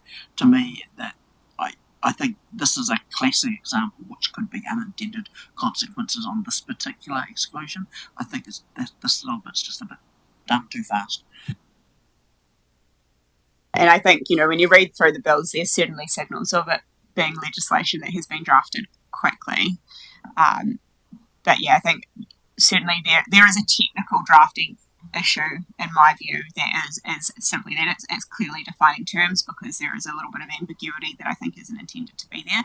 But I think with my rough count, the view of the table was support the exclusion of amenity in concept, but with the clarifications to make it clearer on what's in and what's out, so we're not left to figure that out for ourselves. Is there anything that we can put in there in terms of looking at realistic timeframes for councils, including funding, assistance, and a transitional approach that we can actually say this is something we would like you to think about? Yeah, we can certainly make that point, and I think we'll collectively across the country be making that point. I'm not sure it will be one that the government accepts, but for the sake of being recorded as having raised it as a challenge, I think there's still merit in doing that. Just as a suggested way forward, given that there were quite a few issues where you had a pretty unhelpful 50-50 kind of split on a number of those issues, because they're kind of more substantive policy or ideology, values-based stuff. I wonder then if we should give you license to sort of focus more on what is the practical implication or challenges of practical implementation of the legislation as it's drafted on those particular subjects, to give you scope to kind of frame it in a way that is where unless others have a different view, but I think it's going to be challenging to take a position on the substantive policy direction where we're so split. And so maybe it's better to focus on what does the current language or the lack of certainty or the lack of definitions, what does it practically mean for our council in terms of implementation? Because it might, there might be some of us around the table who go, well, actually I support the direction, but I get that there's some uncertainty, or that there's some, that it's as it's drafted, it might not be workable for council. I don't know. Yeah, no, I think that's helpful. I think that would be a good way to approach it. Yeah. Doable, yes, but probably the question I would put to the table is, with the sort of the fundamental shift that these bills represent, are you comfortable with only kind of engaging at the practical implementation level and not taking a position on whether you support or otherwise the outcomes that this new system will deliver for the community? The green cards showed that, so there were some values-based positions, weren't there, on some of the issues, and that's where the high-level values-based discussion.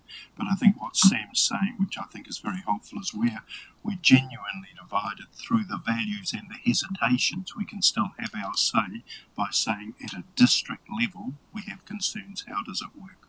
What does it look like for us? That's why I think it's quite a useful way to go. And ultimately, for those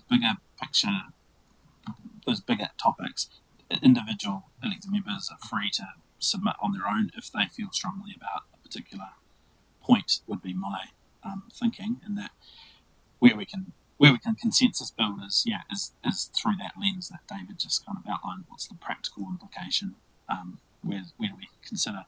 And you're actually well positioned as an expert planner to say, well, if I get this as it's currently lands on my desk, this is what is challenging from our perspective in terms of actually applying this one. So, Cool. And then just to conclude quickly in terms of next steps, there'll be a paper coming to council on the 4th of February that will set out some of those high-level points for endorsement for agreement, and then I'll draft, or sort of in anticipation, having got the steer from the room today, start drafting the submission, so you'll see a draft complete version circulated via email after that council meeting, which I can then finalise and submit for the 13th of February. Cool. Thank you very much. Thanks, Laura.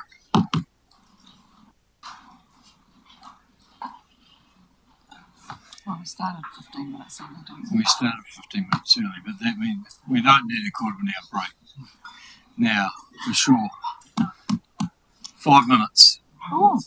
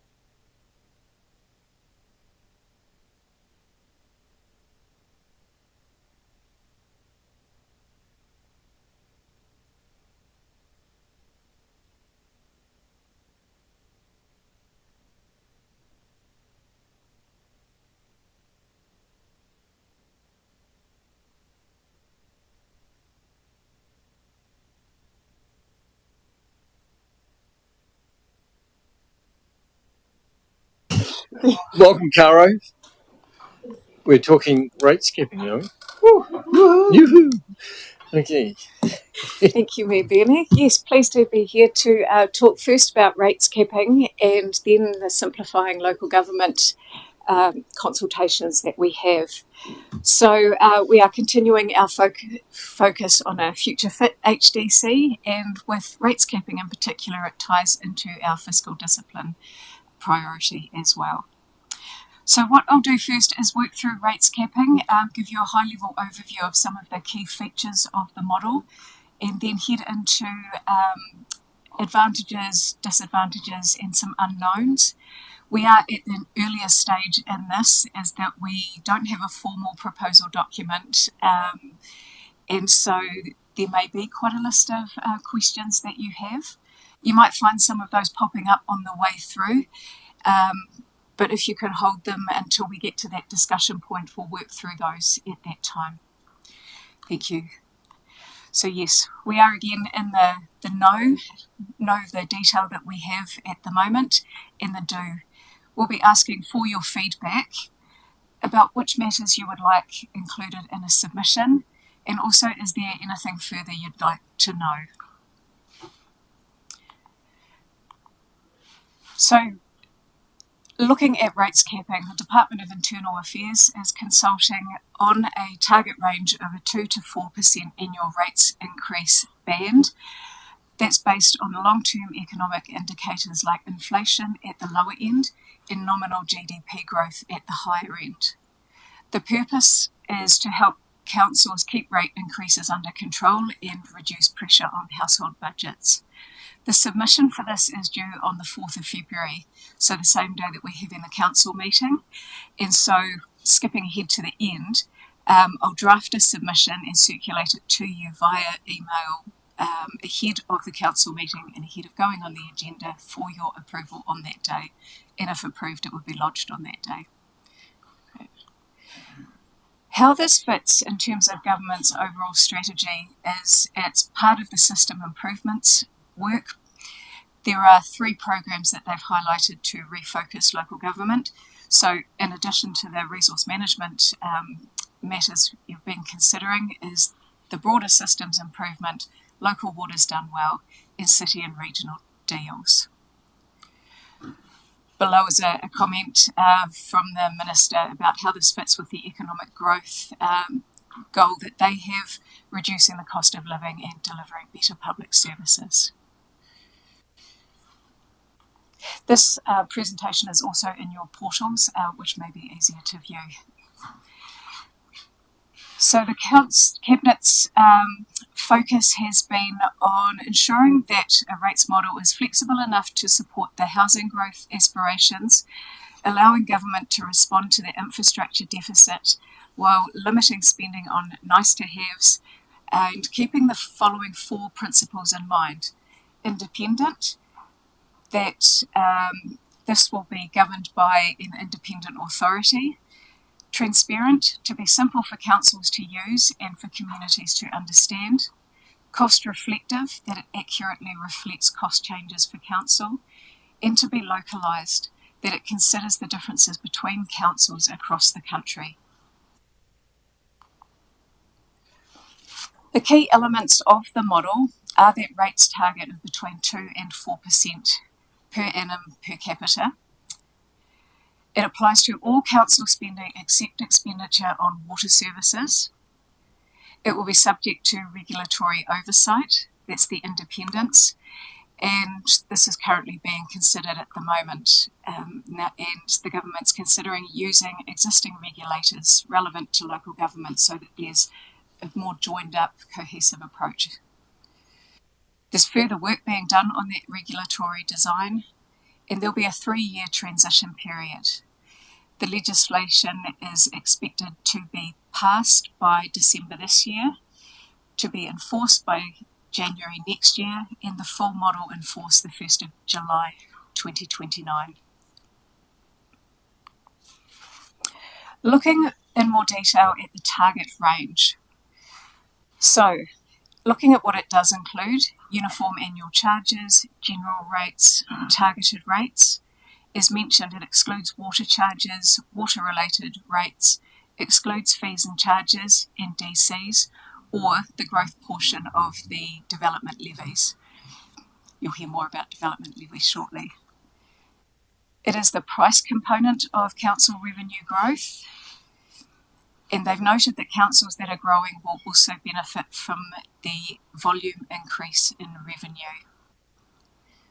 The 2% lower bound of the range aligns with the Reserve Bank's midpoint in their inflation target, and that's the minimum increase that councils can have.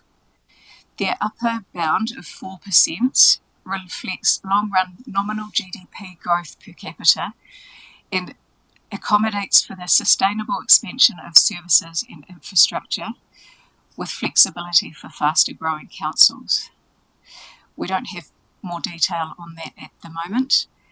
The DIA notes that this alignment to nominal GDP growth will incentivise greater use of user charges, which have declined in recent years.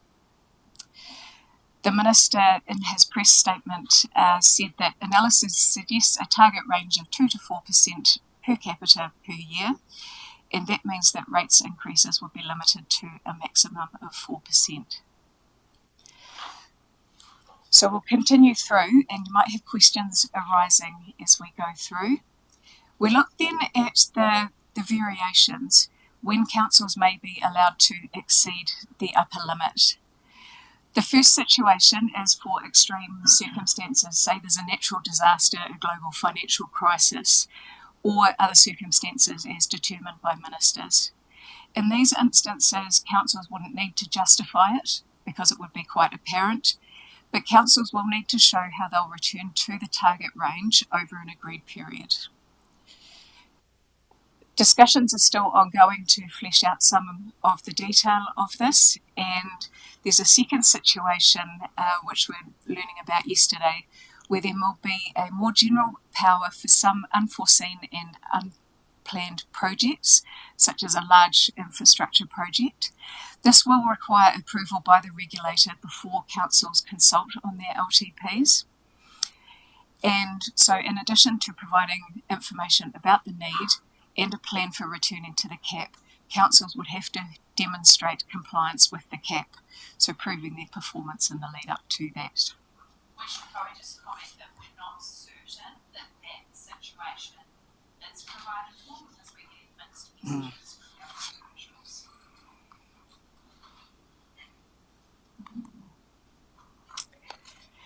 Unfunded mandates. So in the Cabinet paper, this is touched on. It notes that unfunded mandates, as you'll know, the assumption that councils will fund programs and responsibilities from rates, which can be passed on from central government from time to time. They note that if councils are still required to fund these, it may be confusing as to what activities they're meant to undertake and how to pay for them while remaining within the cap. They note it could also shift the cost burden to central government for the existing programs if councils cannot pay for them.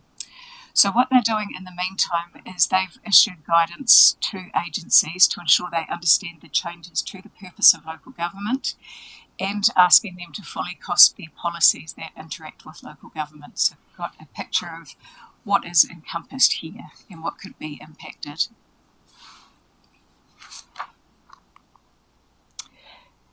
In the material, you will have seen that there is a formula in there, and we had the idea that we were going to have this and then reproduce it for you to show exactly what it means for our council.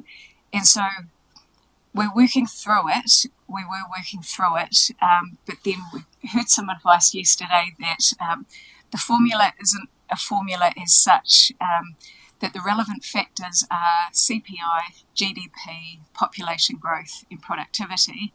So the parts on the left-hand side, but this is also in development as well.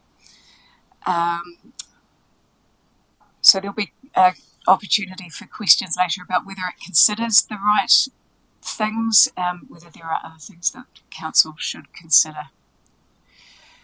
information that we heard yesterday was that DIA has talked about a population growth having a regional element, and that they were less convinced about the quality of sub-regional population data. I just flag this as our district has been growing faster than all of those around us, whether north or south, and so we may have questions or seek clarification about that approach.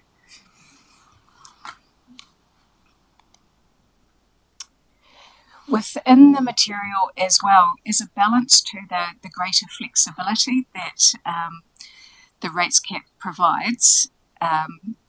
The Cabinet paper has identified additional areas that councils will be required to report on. This is similar to areas that council had to report on ahead of the election. The ones identified so far and at this high level are council rates as a percentage of house prices, council rates relative to wage income growth, council rates as a percentage of total income, council salary and wage expenditure as a percentage of all expenditure, and infrastructure deficit estimates. So, Can I really just jump in? Sure. Because these are focused on like household. Oh no, that's individual. Because has there been any discussion of on the previous slide about the growth per rating unit rather than by individual level? Okay. We've seen, and that was one thing that when we were working it through, we noted that the OPEX side is per household or per rating unit, and the CapEx was per capita, and so we were unclear about how the two fit together.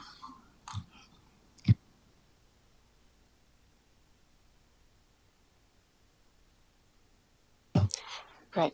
This timeline here, most of the detail here is for your reference, but the top two lines are the key milestones.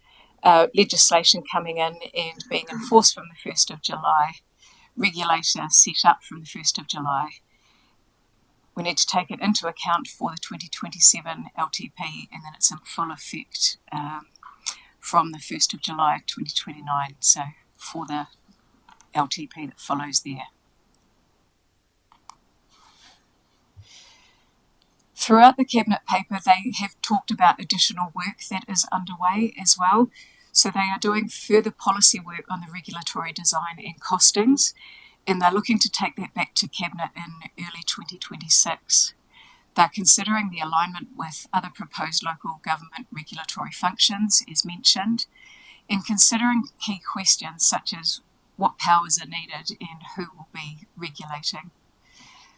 DIA is working on a budget bid for that regulatory function for the budget coming up this year. They're also looking at the question, could councils apply for further activities to be exempt based on their specific circumstances? So looking at that localised principle. They're looking to develop up worked examples using actual council financial information, similar to as we are, to show planned expenditure mapped against rates revenue allowable by the rates target, and looking at alignment with other local government work programs. So looking at the implications for council, some advantages and opportunities. So while it's still early stages, we have greater clarity about the proposal. Council's budget has already been taking a rates capping approach into account. There's alignment between the council's and government's commitments to improve affordability for both the community and commitments to financial discipline. Localised is a key principle of the model. Council has a transparent approach to information sharing. The exposure of unfunded mandate costs. And also they note that the rates model formula is not final and subject to change after this current consultation. So they note the openness to take the feedback into account. Disadvantages or risks, particularly locally focused. Legacy issues are not currently catered for. So for us, we wonder how the landfill legacy rate would fit. Doesn't appear to take into account or allow for costs of revocation. We note the emphasis on increasing use of user charges and ask whether that may reduce or outweigh savings for some members of the community. Also note that the commentary has been framed around the maximum rates increase that people will see as 4%. Just wonder about setting this up for success, about whether that needs to be talking about an average, because we know that ours is an average and some people see higher and some people see lower. So just about the clarity in that wording. I've listed some unknowns. The strategic fit, wondering how this may affect council's opportunities to contribute to city or regional deal proposals, one of their other three areas refocusing local government. The growth factor, would council's high growth be sufficiently catered for? And would this be catered for sufficiently in advance so that big projects can be planned and built in time for use? In housing growth, what impact will the rates target have on council's ability to provide for urban growth? Looking at the contracts council holds, if we usually include a CPI uplift within those, but then run up against the rates cap, would that mean that we need to reduce our level of service? What are our implications there? Coming back to unfunded mandates, what is the future funding ability for services delivered under these and other legislative requirements? What is the impact on level of service and resourcing? The role of local voice. This isn't mentioned in the building of the rates figure, but more in terms of the exceptions to it, that we need to consult on those. But will there be provision to exceed the upper limit if there's community support for such an increase? For example, a particular service or opportunity for the district. LTP amendments, would councils retain this ability to do these in between? And the price component, what does that mean? We've had some signals that it relates to an increase on each of the rates. So like say it was 4%, it means that that particular rate could increase 4%, or is it overall? Or looking for clarity there. Because the additional guidance we'd got yesterday was that there's no overs and unders for overall rates increase, but that every targeted rate would have to fit within the cap. So that idea that you might pull back on your funding in your targeted rate around some services to allow for a bigger increase in your general rate. What we've heard yesterday is that the expectation is that it will, like the band will be provided for each rating type.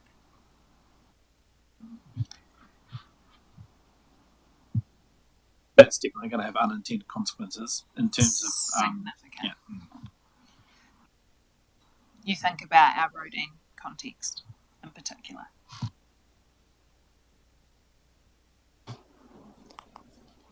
And before opening it up to discussion, there are 5 questions that DIA is consulting on. So whether you agree with the proposed economic indicators being included in the formula for setting a rates target. If not, which would you suggest being included and why? Does setting the minimum of the target in line with inflation ensure that councils can maintain service standards? If not, why not? Does the maximum of the target account for council spending on core services? What council spending will not be able to take place under this target range and why? Are changes to the target needed to account for variations between regions and councils, and what changes would you propose and why? And so with that, I'd like to open it up for discussion. Any questions that you may have on what you've seen, matters that you would like to raise in the submission, and if there's anything further that you'd like to know, whether that's about the proposal itself or anything that we could look at for you. Just so in getting my head around all of this, is it fair to say that the cost the council has to take into account cannot follow GDP? In the sense that we've got infrastructure, we've got large scale we've got large scale projects that we want to put into place, and so that 4% or following GDP just doesn't account for that. It's like you give a car a certain mileage that it can adhere to, and it goes up a hill and then it stalls because those extras aren't accounted for. So my concern is this a realistic proposal, especially in our case as a regional council with what we've got coming up? I'd note also that while it's looking at CPI as the lower value, that council's basket of goods is quite different and has had a different rate of inflation or higher cost increases there. So maybe a question to ask there about whether all of the right factors are being considered in setting of that range. Thank you for that. It was amazing reading. I've got about 3 points. First one was that question, just to make sure my understanding was correct. So, knowing that what we've just heard is that the formula may not be a formula, but my logic was that if on a long-term plan year we wanted to spend 5% on capex, that year we would need to have a minimum minus 1% on OPEX. That is the maths, just for clarification. I'm not saying that's reality, I'm just saying, is that how the maths was expected to work to get to 4%? No, because remember, CapEx is loan funded, and so the debt costs associated with that activity is far lower than the operational costs associated with the rating activity. But so I'll give you an example that will maybe help with the maths. Okay, that's right. Let's say our aquatics rate, Yeah. council was able to set the budget at 2, and it was only required a 2% increase. And you were hoping that buffer, the 2% buffer, you could push into your roading activity, which required more investment in the general rate. Your general rate couldn't be at 6%, it would have to be at 4%. Okay. So almost, I think we're getting mixed messages out of officials, and I think that partly that is because the detail was not being developed, but also they are starting to understand the unintended consequences of some of the calculations. But because if anything, what it potentially does is it incentivises councils to base all its rates at 4% to fund depreciation on assets at a higher rate than maybe would be required in another asset base that might not be required.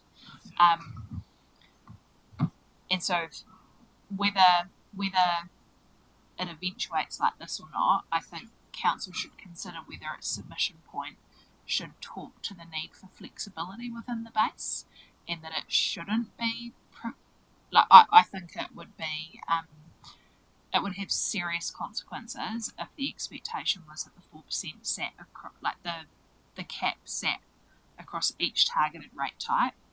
But then what I'm conscious of is that that's where we create a mismanagement of the expectations with the community, because you might have set your general rate at 5% and your targeted rate's at 3%, but for those who pay more of the general rate than of the targeted rate, that might mean that their rates increase is 5.5% and not within the 2 to 4% limit.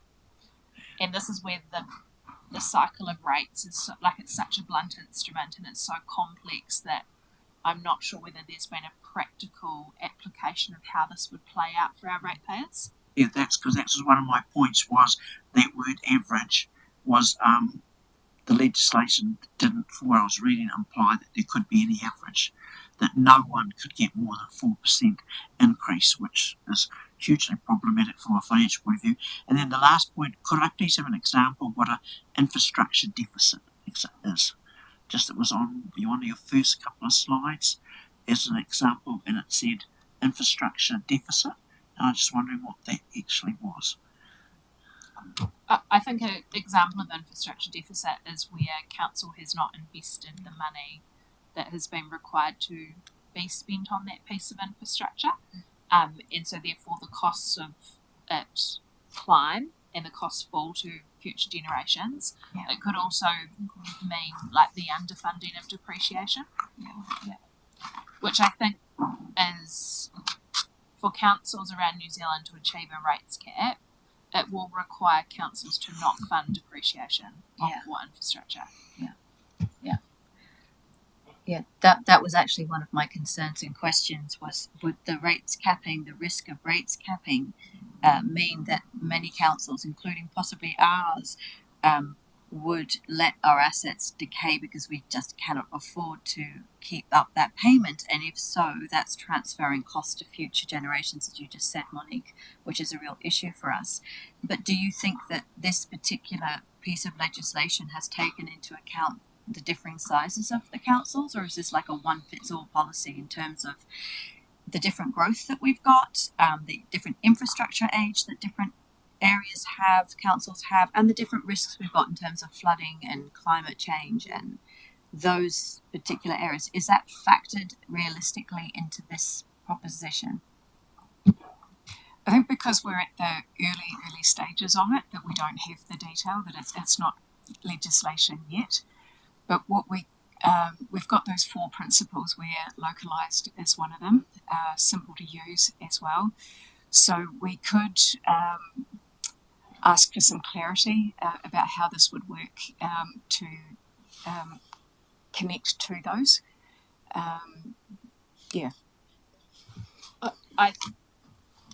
It certainly does not consider the historical context of councils. So, there's some councils around New Zealand that have low debt because they've rated for things. There are some councils that have high debt because they've borrowed to keep rates. So there will be winners and losers because some councils would have banked on debt and some councils would have not banked on debt, but the policy doesn't take into account that. So there is an option for us not to consider the detail but to oppose the bill totally, on the basis that this bill is unable to be amended to the point where it will make any sense in terms of local government. When you consider the 2 words local and government, this bill, more than any other that I've ever encountered, strips the meaning from both of those words. It takes away the ability for local people to, as I remember the current Prime Minister saying before the election, that local people are the people best placed to define the problem and to identify the solutions to that problem. When you have a band between 2 and 4%, and when we realise as a council what we confront in the future, I'm not talking about the waters, I'm talking about all the other things in a growth scenario, but in a business as usual scenario, to impose a band of between 2 and 4% and say we still trust you and believe in you to be local government is an absolute insult and an outrage. And I think we are disrespecting the people of our community if we don't actually say, and it will be unpopular in corners around. I mean, if you ask people in Fox and Levin and so on, do you want to have lower rates? Of course they'll say yes. But this is now about leadership. It's about saying it will not make sense for us under this band to try to deliver the sort of services that you not only want, but in many cases you need. We cannot deliver it. It's either rates or it's debt, both of which are stretched, or it's user pays. And I just mentioned the user pays thing in passing, that there is a deliberate shift towards more and more user pays under this. And don't get me wrong, there are occasions where user pays is absolutely appropriate, but the problem with user pays as a religion is that user pays makes the assumption that those people who need to use can afford to pay for that which they want to use. And that's the flaw in user pays when it becomes a religion. So for those reasons, I think the best response to this bill is to say to the government, we invite you to put it in the shredder.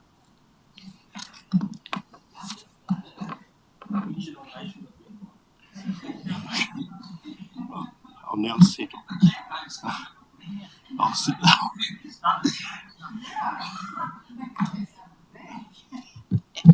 I'm serious. I am serious. Could I just invite council to, and I acknowledge that our previous submission was under the former council, it wasn't this council, but I do just want to remind you that in a previous consultation process around rates capping, this council submitted and said that they had concerns about unintended consequences, but they agreed with the spirit of it and agreed that, like the government, they wanted to find mechanisms to manage the affordability challenges facing communities. And so I'm not saying that opposing this, you shouldn't oppose this, but I want you to be clear about your advocacy position in the context of your strategic priorities, which is future for HDC, and wanting to be a leader and a voice that the government listens to. Do you think the government is going to listen to that, or do you think that there's an opportunity to put some solutions on the table to the government, or is it actually that you'd rather take the strong position as articulated by Councillor Allen? I personally think by showing true leadership is probably actually putting some solutions on the table. And I probably wouldn't be taking David's stance.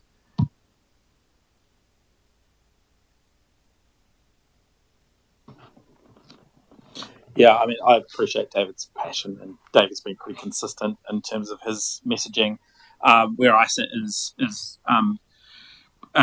essentially as Monique outlined the previous advocacy position. There's certainly a range of unintended consequences and a lot of certainty I would want. And there's a range of things. So it's predominantly I would like our submission to be around the unintended consequences rather than the opposition. But that's that's predictable.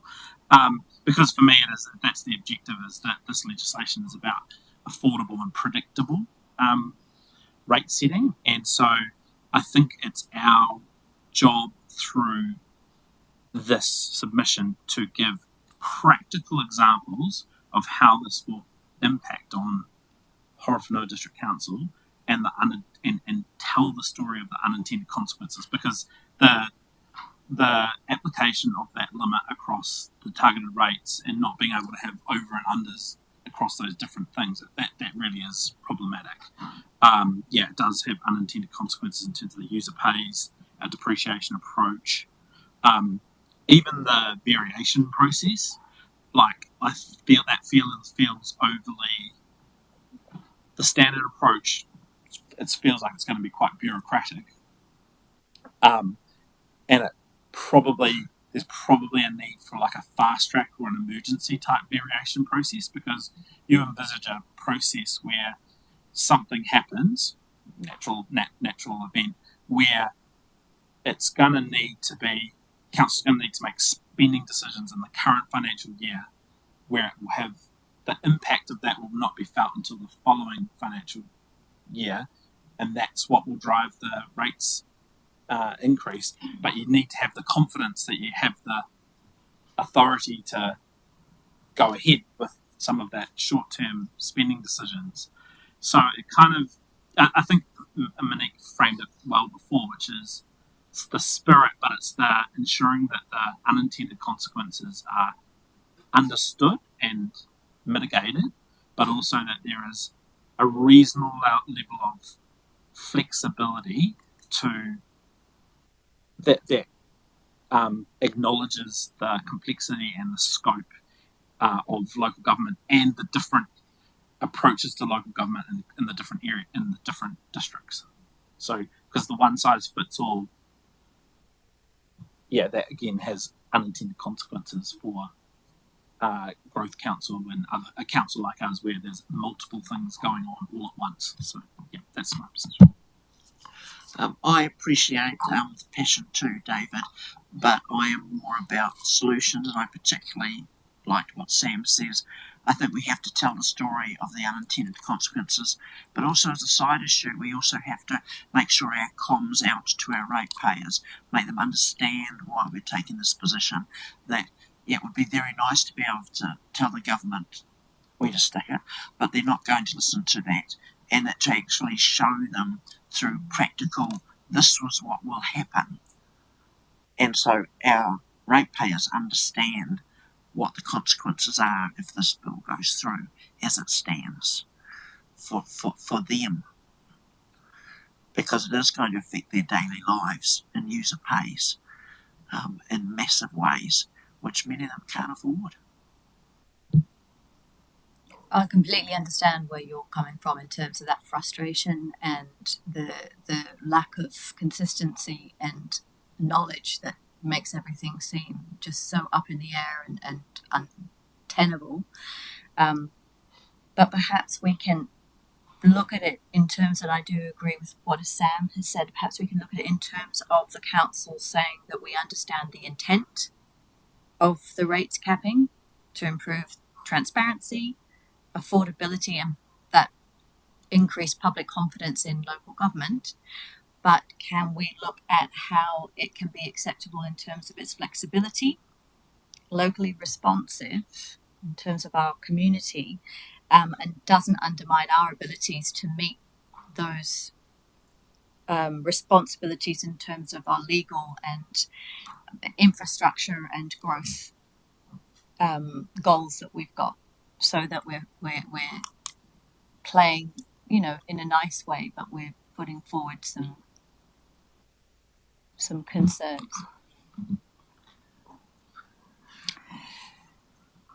Thank you for putting all of this together, and I think it is.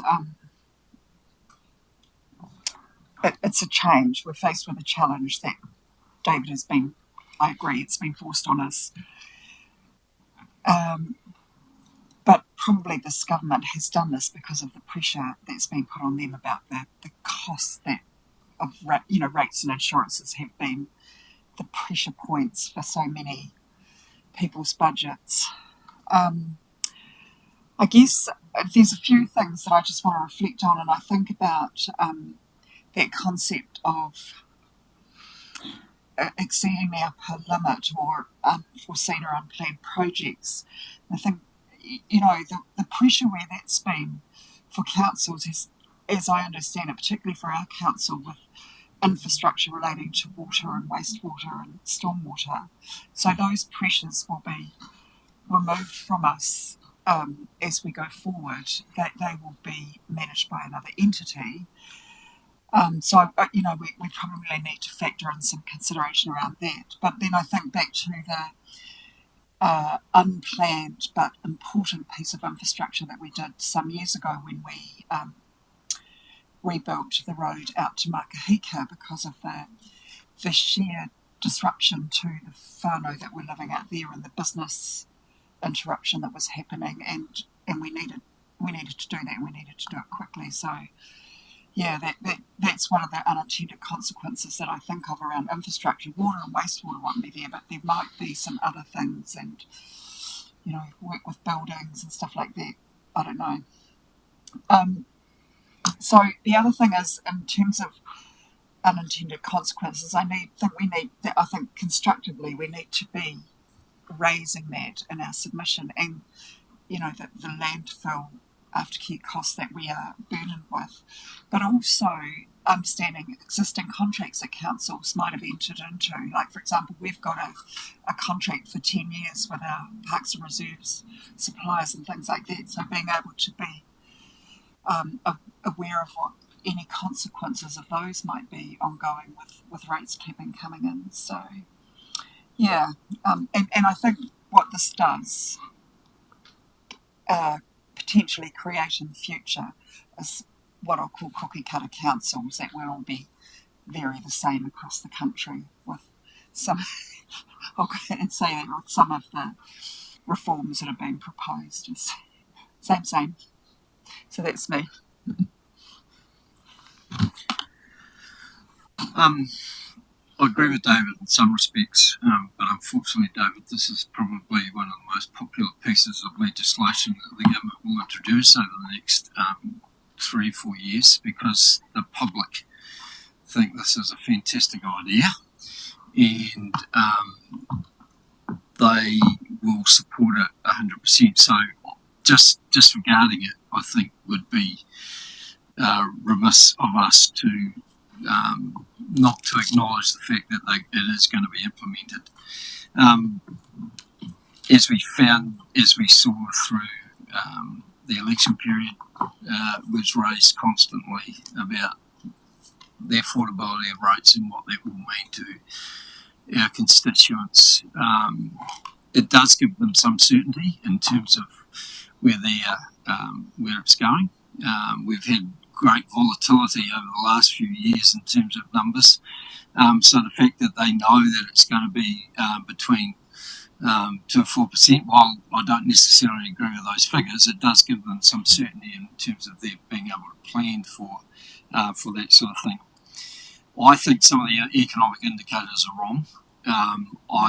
When you look at inflation over the last 5 years compared to their 20 years, it's a lot higher now than over the last 5 years. And also we know that local government CPI is considerably higher than the normal CPI figure as well. So there has to be some account for the factors that local government have to deal with rather than just the normal CPI as well. I'm also worried about how it probably will mean that we will have reduced revenue on different things.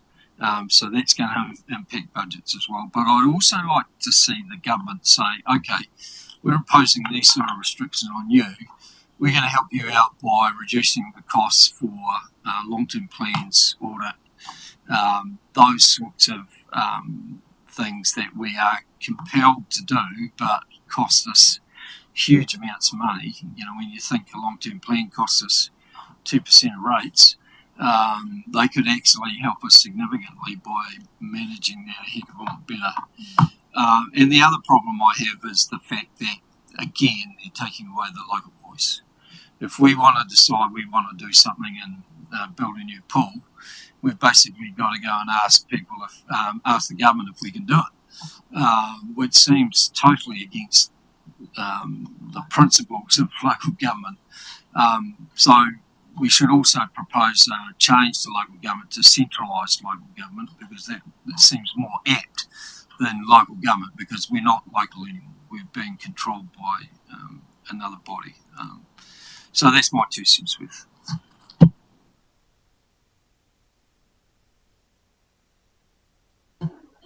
Great. Did anybody else have any questions or any other issues that you'd like raised? I could share what I've heard about the shape of a submission, if that is all right. Can I just ask one question for you today? So, Monique used the phrase that there'll be winners and losers as things currently stand.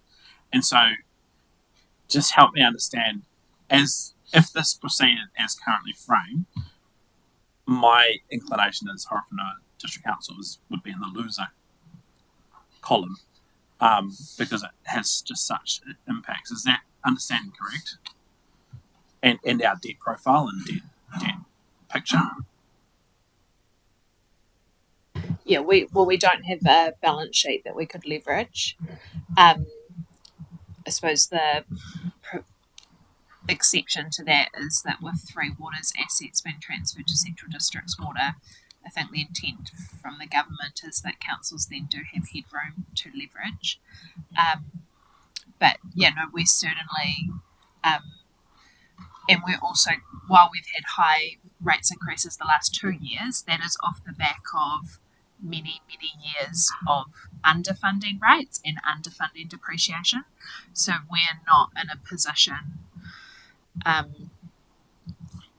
like a few councils I can think of who have kept rates where it needed to be, where their credit rating is at, where their balance sheet is at, so that they've still got debt. Yeah.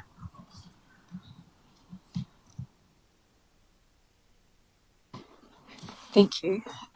So what I've noted down is a submission based around an introduction noting the commonalities in councils and central government's desire to increase affordability, commitment to fiscal discipline, and providing certainty for ratepayers, supporting the spirit, the intent, and reflecting back on the earlier submission, and then focusing the detail of the submission on unintended consequences and the matters that you've raised. That we tell the story about the impact of overs and unders or the lack of ability to have them, of user pays, depreciation, the amendments to variations in the provision for the emergency situation, being able to plan with certainty, that we need a reasonable level of flexibility. We need to be locally responsive so that we can really emphasise that localised principle as well.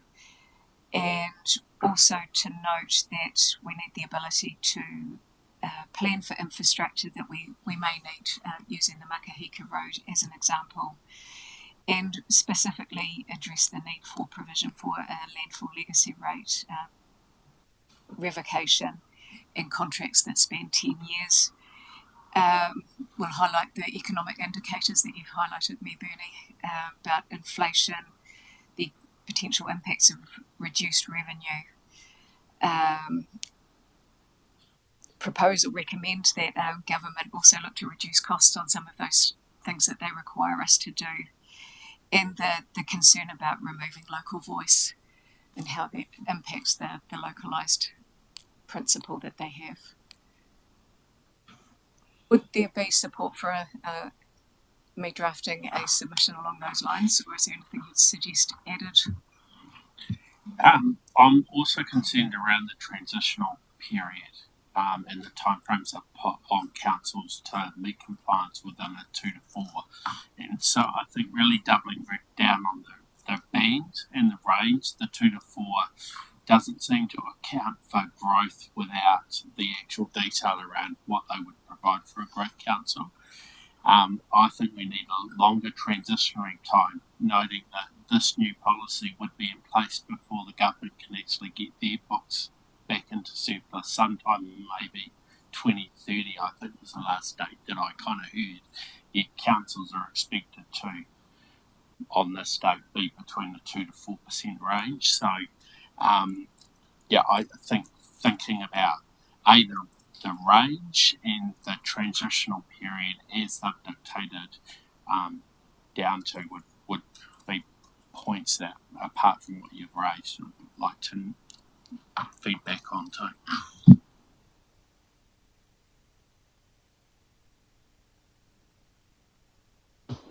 too. Monique, do we know what Standard & Poor's are saying about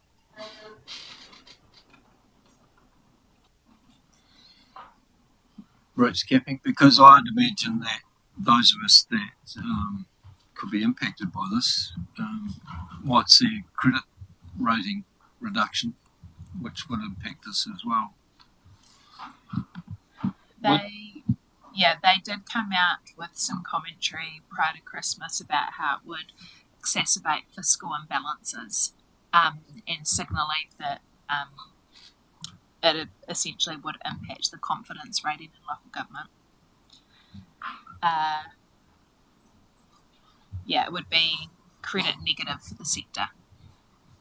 I'll send you this particular article. Could that be something that maybe the risk and insurance team could pick up? Because you mentioned you had your Treasury report coming to your first risk and insurance, and whether they might be able to talk to or add some value or commentary around the impact of the legislation as imposed relative to our scenario. Because to Bernie's point, I'm concerned that you're right.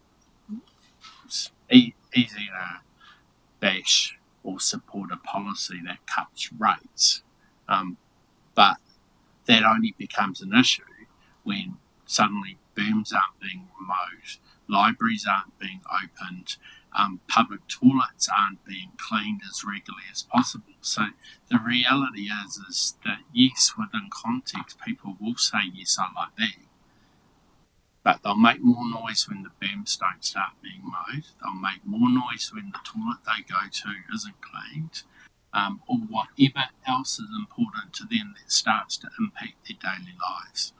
And that's going to be the key point in terms of what we navigate is, we will respond and we will adjust our budgets to manage financially prudently, but our message needs to be that the service that you receive, what you touch, feel and experience is going to look and feel different in this new environment. I was just going to comment, Councillor Grimstone, that I think that with the timing of when this submission is required, which is 4th of February, it's probably not so relevant in terms of the position or opinion into government, but what is very relevant for the Risk and Assurance Committee is reform implementation, because that becomes one of our greatest strategic risks as an organisation, is how we navigate the four-headed taniwha.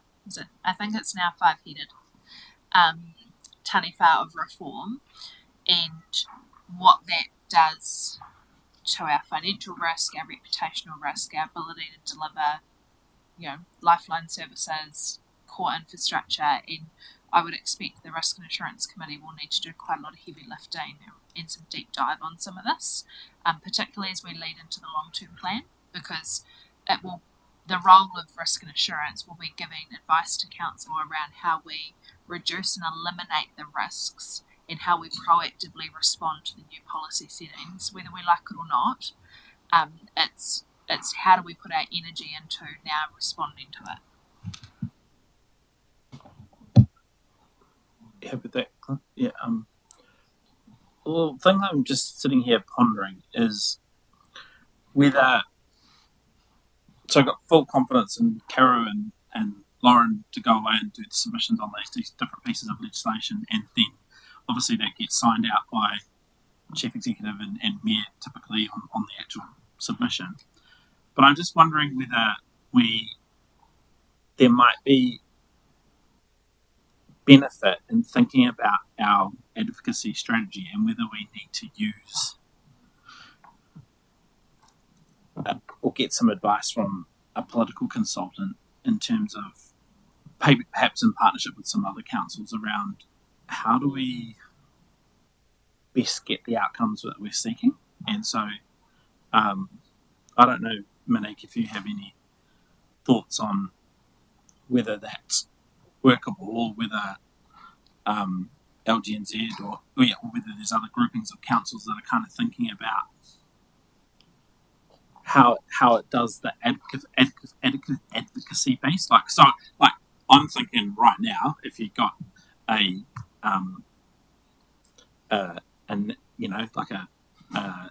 former politician that's kind of gone into the lobbying space to front something for us or a collection, that might have more impact and help us tell the story.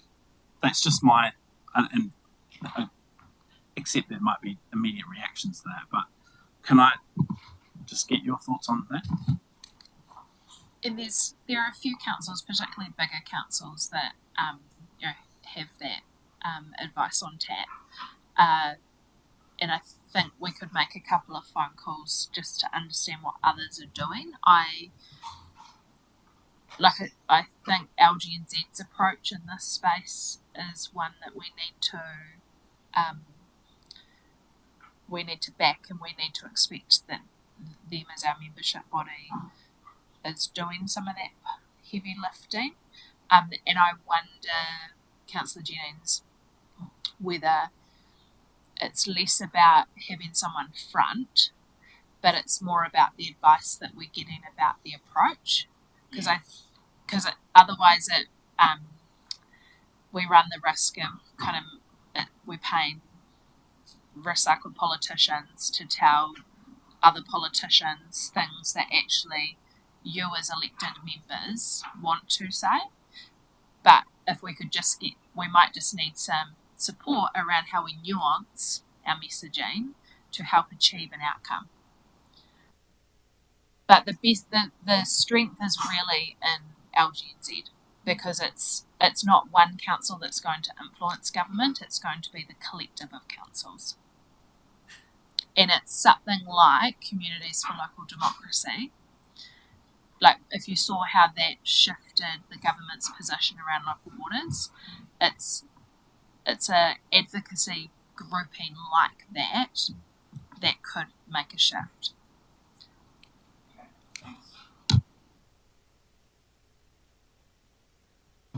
Okay, thank you. I'll draft that submission up and get that circulated to you before the end of the week for your consideration and feedback before it goes on the council agenda. Next, we move into simplifying local government. So are we okay to just continue going straight through? Okay, thank you. So this one is also being consulted on by the Department of Internal Affairs. They are consulting on replacing regional councils with combined territories boards and a requirement to develop reorganisation plans. The purpose is to increase efficiency and effectiveness in working across regions, to reduce duplication and confusion. This one's due on the 20th of February, so a bit more time. The key proposals are those two steps: establishing the combined territories boards, where mayors of the regions will replace the current regional councils. Depending on the region, the CTB might be kept, dissolved, or repurposed via the reorganisation plans. The second step, reorganisation. So within 2 years of the CTBs being established, they will need to develop a reorganisation plan that then goes to the Minister for approval. In this time, while this is being worked on, the government is also going to review regional council roles and functions. They'll provide clarity on which responsibilities will remain local and which may either be centralised or discontinued. This is intended to be completed before the reorganisation proposals go in, so that they can take account of that direction.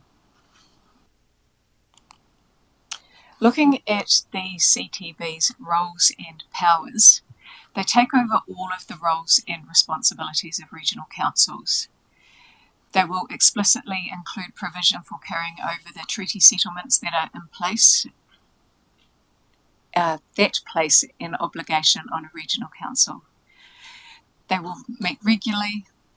They can establish committees using the same processes that are there now, and any committees that have been established as part of a treaty settlement will remain in place. The remuneration authority will set the pay for CTB members and delegates. They're consulting on 5 different options for the makeup of the CTB. The first one is mayors only, and they've identified that as the preferred option in the proposal document. Second option is observer only, where a Crown Commissioner has no vote. Stepping up a level, where a Commissioner can override CTB decisions. Stepping up again, majority vote, where a Crown Commissioner has more than half the votes on the board, with the remaining votes being distributed amongst the mayors.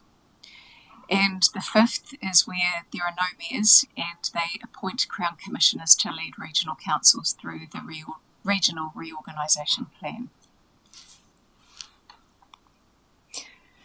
Voting. So in terms of voting on these boards, it's proposed that the number of votes a mayor gets reflects the population they represent, but will be adjusted by the local government commission so that communities receive effective representation.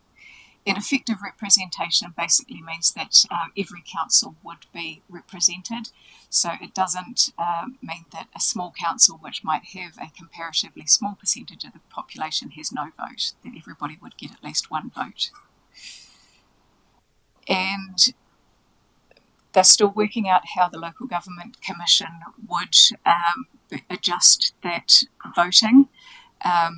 looking at whether they let the local government commission just work on it themselves or provide specific legal objectives when allocating the votes between the mayors on the CTBs.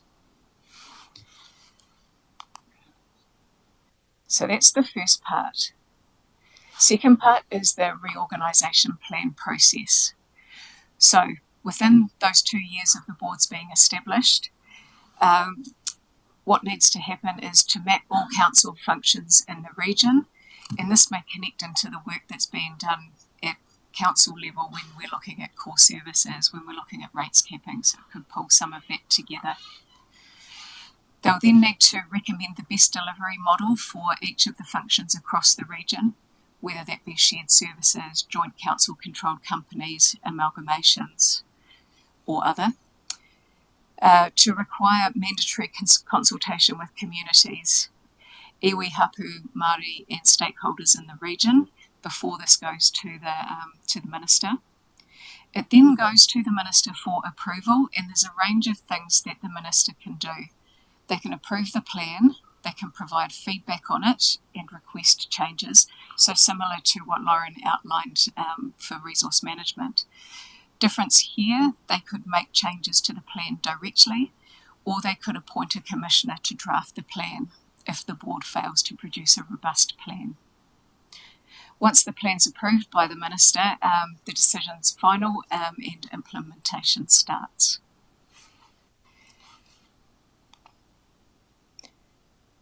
Several criteria for the plans have been identified, looking at how they fit with the big picture, supporting national priorities, other strategies and goals. Is it affordable now and into the future? Does it deliver better services so they work better and cost less? Is clear leadership going to be put in place? What's the local say? This is identified here as letting decisions happen at the right local level. Does the plan provide fair and effective representation of communities of interest? Treaty arrangements.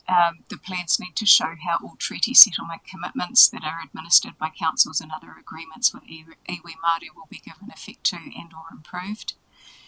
And can it be done? Is it realistic? So we move into the implications.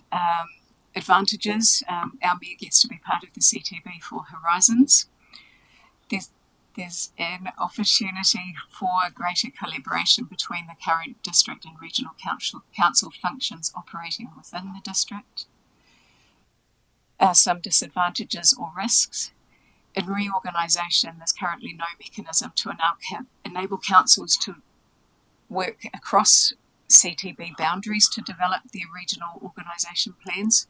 So for us, if we wanted to look south, say down to the Wellington area, there's currently no mechanism to do that. There's no provision in there for pre-settlement iwi and hapu. A couple of unknowns are the transition timing and arrangements. So short bullet point, big implications, and also what regulatory relief would be available during this process. What implications or changes could be made to make this process easier or reduce costs, say for long-term plan development is one example. There's quite a number of consultation questions and depending how we feel, we could bring back the green, red and black cards, but we've kept them with you deliberately to give you this option.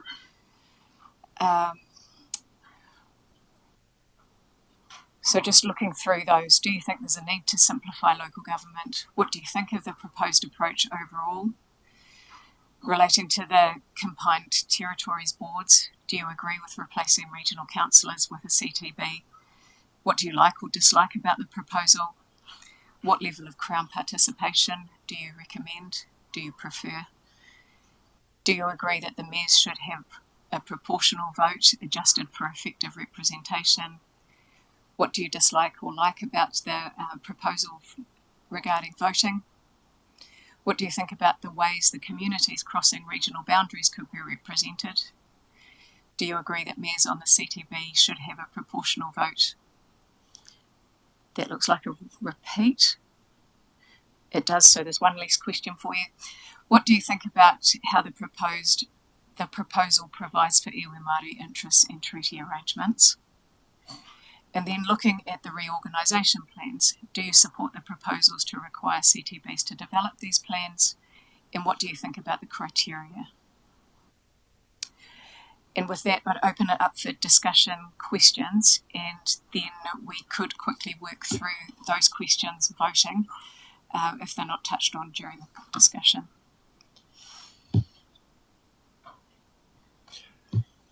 Just in terms of, do I think there's a need to simplify local government? What this proposed piece of legislation does is put form before function. So my concern is that really the first question should be, given the other pieces of legislation, and that there is a huge, not just at government level, but with the public now, there's that big question being asked now: what is the role of local government, and how is that best delivered? Becomes then that second question. So I know this bill will proceed, and I think there's a number of good things in the bill, but I guess I want to note that for me it's in the wrong order, because it's putting form. It's saying, what do you want local government structure to look like, before asking that first question, which is, what should local government be doing? Understanding what local government should be doing, you then get a form to marry that. So that's just my initial observation before we get into the other details.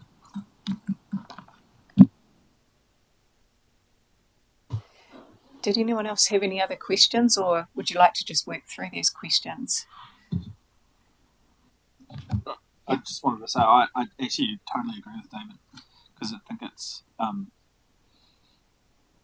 it is. It's fiddling with the arrangements before considering defining the problem and actually going, what is local government here to do, and just proposing a model without really kind of tackling that first. So maybe some messaging that kind of captures that concern.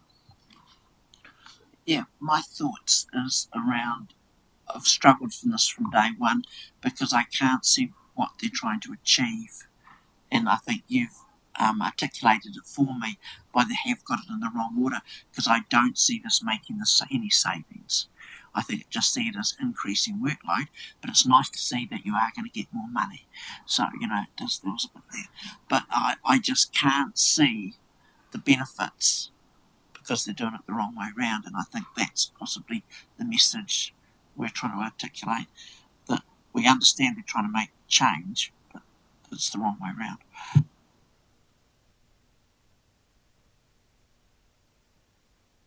Yeah, look, there's no coordinated approach to what they're trying to do. We've got rates capping, we've got, this simplifying local government. We don't know what even our core activities are supposed to be here. And here they are, with local water done well and RMA and all the other bits and pieces. There needs to be a wider conversation around our future and what we look like and what we do. And someone needs to have someone needs to take the bull by the horn and actually commission a proper future local government that actually is going to have some meaning to it, rather than a doorstop like the other one was. I don't think there's any disagreement with most people in the country, and even local government elected members, that there needs to be some simplification of local government. We just don't do it well, really that well at the moment, and there needs to be some refinement, better definition. There's a few other things up there that I don't like. Currently we have a Horizons region which is pretty connected. We've got 7 members of that who all seem to be pretty much aligned in terms of what they want for the future of the district, and we work well together with other committees like transport, emergency management, climate change and those sorts of things. So, look, it's not something that is going to be completely foreign to mayors or even other members of, whoever runs it. I'm not a great fan of having commissioners sort of involved, but they're basically threatening us: if you don't do what we say, then we'll put commissioners in, which seems to be the tone of their direction these days. And I'll leave it at that at the moment.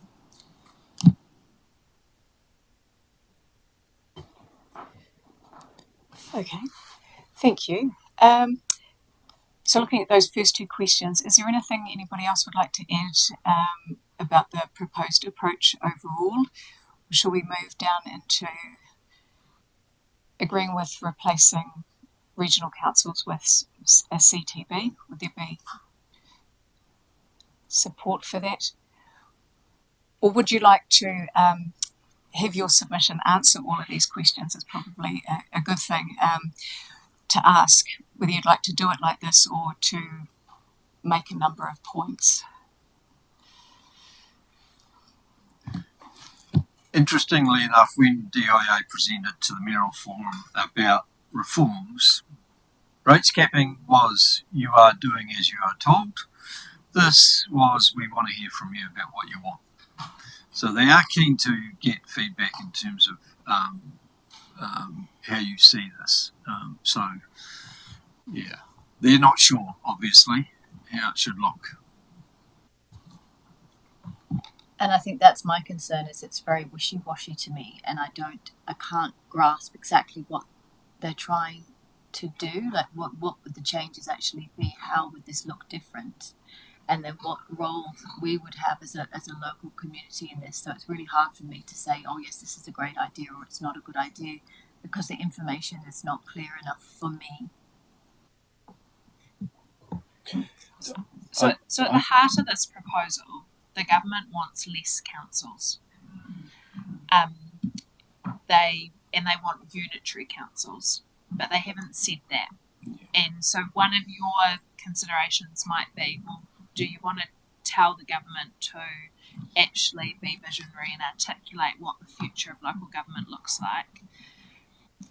But in your feedback, what I'd encourage you to think about is, if you don't provide constructive feedback around how local government will get there, then the risk is the government will do it to councils. Because what we've got here is the government have proposed a mechanism that says, yep, we'll get rid of regional councils, but we're going to put together CTBs, and CTBs are going to be given the mandate to come up with a proposal, aka find an amalgamation or reorganisation proposal that's going to work. And I think the question for you is, do you think the CTBs is the best mechanism to do that, or is there a different solution? And if so, what? And how does that, remembering that currently how it works is councils might be interested in something, they would write to the Local Government Commission, and then the Local Government Commission play a role, and then it goes to referendum, and that's not really worked. So if you know that the government wants less councils and they want councils to be unitary, how do you think the government should get there, if you think that's where the government should go? So, look, I've got a view on a number of the details, because I think we can, there's some good questions being asked in the legislation. So for me, I do support there being Crown Commissioners present on that, because I think there can be expertise brought through the Crown Commissioner on the CTB, but for me it's with non-voting rights. So that'd be my first point. The second thing is the CTB, the representation should be proportional, and I like the idea of the Local Government Commission determining the right balance of what that looks like. I think they have expertise in that area already.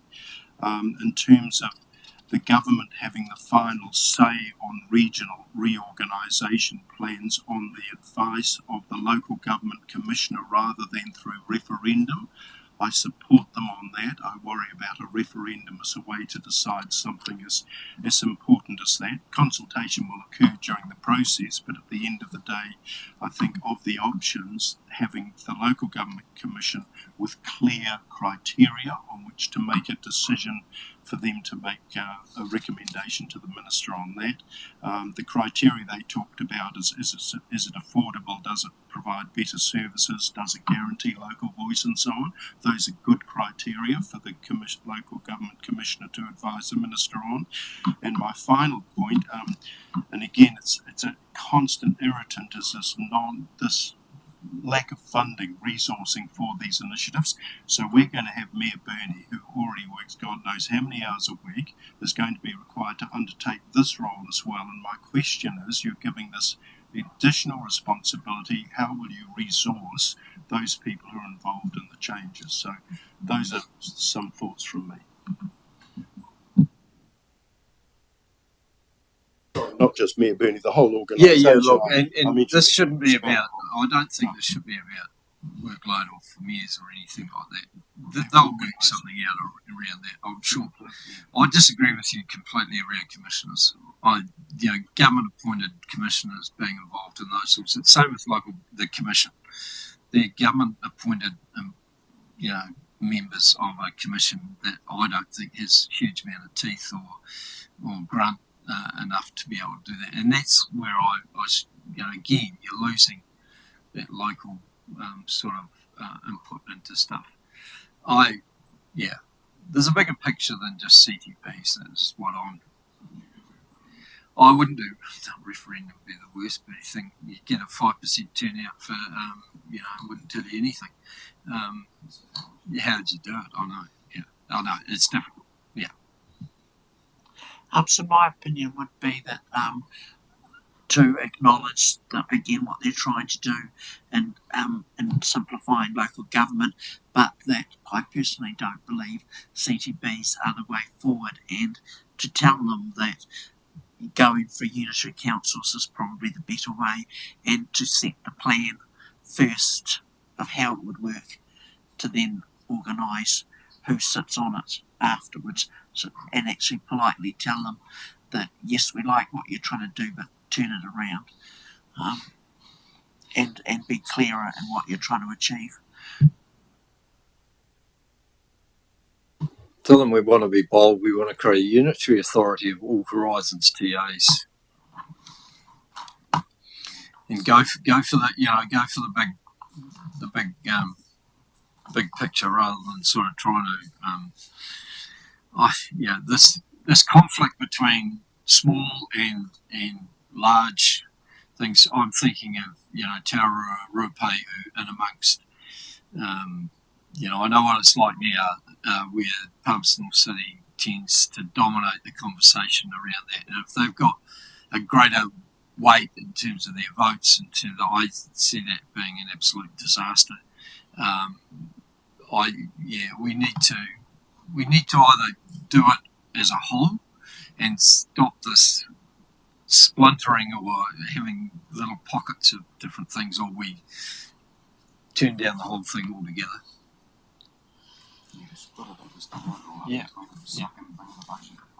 I've been reflecting on what would it be like if this was reversed, if government had come out and said we want to get rid of local councils and we want to divulge all of that authority to regional councils, and thinking what would we be doing, and we would be trying to, probably much like the regional councils will be doing, trying to inform the government about unintended consequences and what the roles of regional councils are. And that's what we have to think about, is what do we lose, what do we gain. And again, like the rates capping, you'd probably struggle to find many people who wouldn't support simplifying local government, who would look for more simplification in the delivery of local services. But I think what we have to look at is what are the unintended consequences, and consider the risks. But what are the opportunities? What can we do that's future proofing local, if not central or unitary government.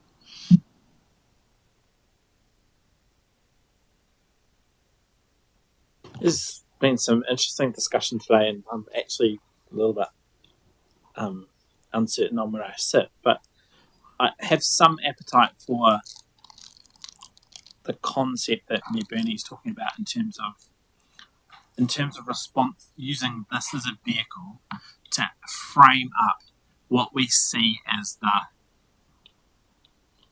end result or end model. And I know that that's contrary to what we just talked about form and function, but we know, for example, we're going to have a water services organisation that's got 3 councils within the region. We know that regional road controlling authorities are probably somewhere in the future as well, because that was in the press release. We know that there's obviously a government desire to get rid of regional councils, and so it's kind of about what's the mechanism to get to the decision point, or to test it with the public, really, isn't it? Because we have a representation review model where it's about the arrangements and organisation, and it's almost like this is an overcomplicated process to try and just get people into a room to start the conversations. And I don't know whether it's because of the Three Waters experience, where the government expected for more councils to buddy up and have more conversations, that they are saying, well, we don't have to actually just have trust and confidence for you to just lead this with a deadline that says come and bring your proposal. And so they've kind of formalised it into this sort of clunky process that gets to a decision point. But yeah, sorry, my contribution's not very helpful, but I think the whole idea of a vision for what we acknowledge this, and we acknowledge that Horowhenua District Council, as we know it, is not going to stay the same, and this is how we see things in 5 years or 10 years. I mean, maybe that is the most constructive approach. Challenge the government to start those conversations about what we do look like in 10 years' time, rather than talking 3 to 5 years' time. I'd be, where are those bigger conversations going to happen? Because the likes of Taurua, Rupai, and Ringatiki are probably not going to be able to survive in the future, because one, with rates capping, they're going to be sort of really constrained about doing anything. So, there needs to be a bigger conversation somewhere along the line, and maybe we just say, get on with it.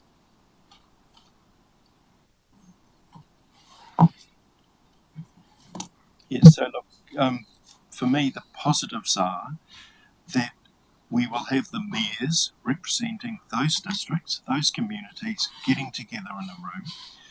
There will be a requirement for consultation with the communities, so the expectations is that the communities will be taken along on that journey. Their voices will be heard via the mayors and so on. Overlaying that will be some expertise brought in, and a watching brief also, not just expertise, but a watching brief through the commissioner or commissioners, preferably not voting. And the overlay of, with respect, disagree, Bernie, in terms of the Local Government Commission, it's a body that has a robust working mechanism, a proven mechanism for understanding local communities and making decisions based on criteria. So it can filter through to that level where, having heard that, having heard the accountabilities from the mayors, that the voices of the communities have been put in the mix, for them to recommend something through to the minister, as opposed to the 5% who would vote in a referendum. What we have not talked about at all in this, but something that does also matter, I think, very importantly, is the voice of Maori in this discussion, and how that will feature. But that to one side, that's the sort of journey that I see taking place.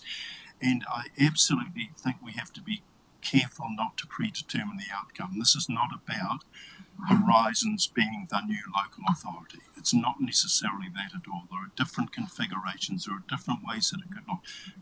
That principle of communities of interest, when you think about some of the authorities within Horizons, these rural communities with small centres, so it could well be a coalition around that sort of a model or whatever. But that's just off the top of my head. That's the sort of journey that we could go on, and that could be a very, not a bad journey at all. Because at the end of the day, councils are going to get bigger. Councils are going to get bigger, services are going to become more combined and so on. And that's not a bad thing, because along that journey you can also have much more enhanced community boards or community voice sitting underneath that model. So that's sort of where my muddled head is at, Sam, at the moment.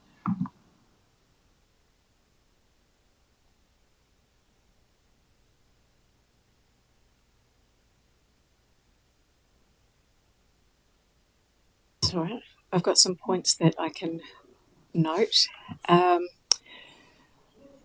So I'm just looking at the other questions. Is there anything else about, say, the voting, or actually I was wondering about the level of Crown participation in the CTB, that we've got a couple of different views, and whether there was a wider view from the table, whether we'd like to look at that one in more detail, and whether there's a position that the council, or a recommendation that council wants to put forward. I'm not opposed to a commissioner, but it would be non-voting, because you can always do with advice. Sorry, Cara, I was going to talk about the bullet point about communities crossing regional boundaries. I think for us, we're in a position that we could end up going south as well. So that should not be discounted in that sort of conversation. Can I ask, Bernie, from your experience in terms of Commissioner's voice, what reservations do you have with having a commissioner sitting around the table?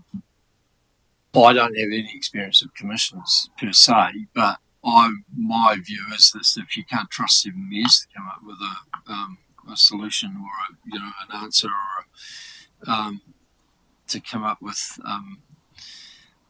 the right decision, then I don't think a commissioner is going to add anything to that at all.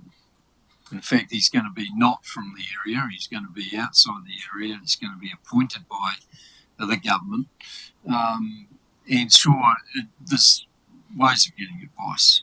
I don't think the commissioner is going to add anything to doing that.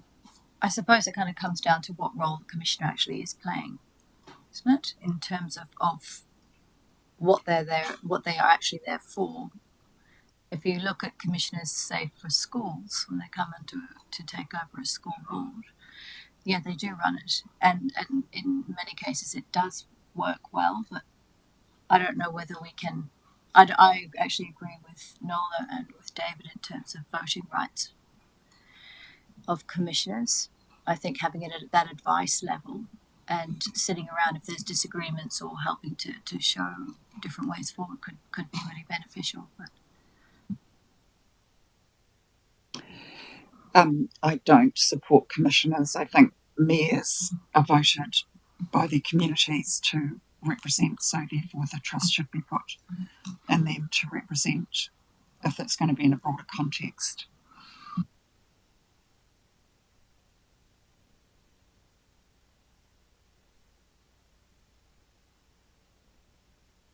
Can I just understand what the plan is for? Do we know what Horizons are intending to do in terms of submission or other Horizons councils? Because I'm just wondering, given I don't feel like we're giving a very clear direction, to be honest, and everyone's just kind of meandering along. And so the deadline for submissions on this is middle of Feb, 2020.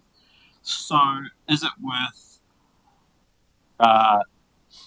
I know you probably want real clear direction today, but I wonder if there is merit in pausing, reflecting on any other submissions that are being made, like LGNZ and or Horizons, and then giving feedback on this one via email, because it feels like we're kind of going, we're being a little bit wishy-washy. We don't have visibility on Horizon submission, but we do have visibility over the mayoral forum submission. So the mayors of Horizons region have come together, and Caro, did you want to talk to that, or do you want me to pull it up and talk to it?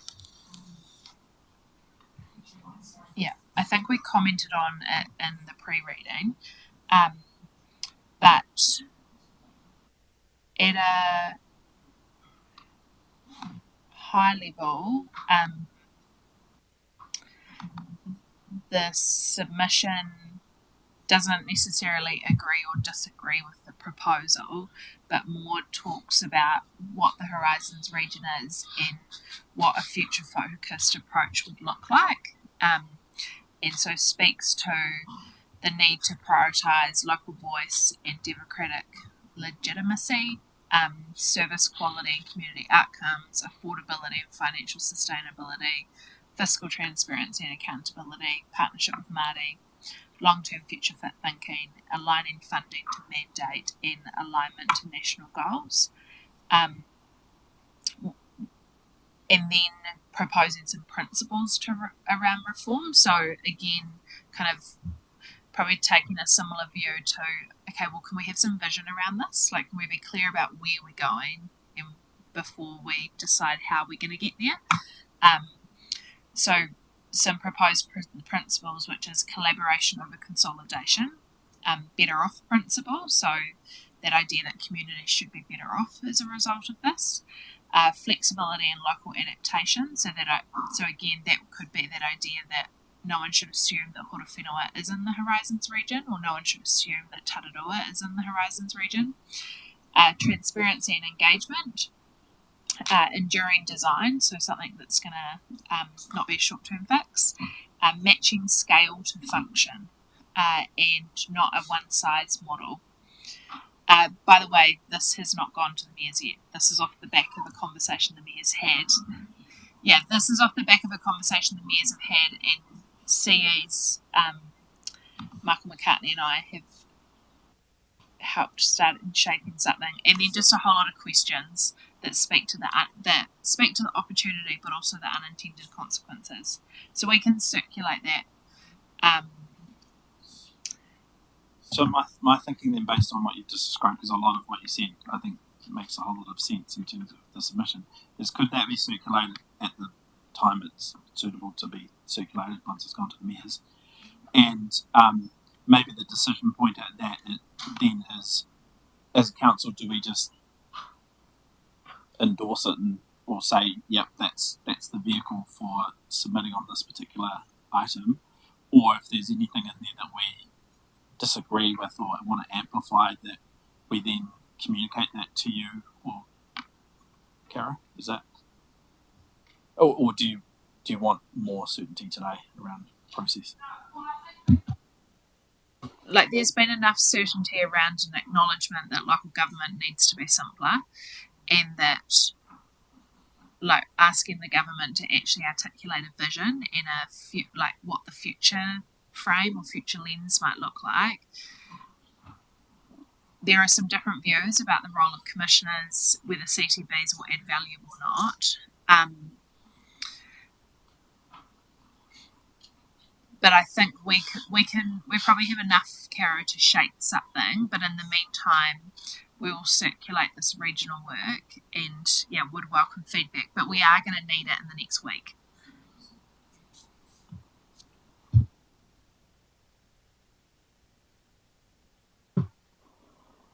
Great. Okay. I'll get that drafted up and circulated to you.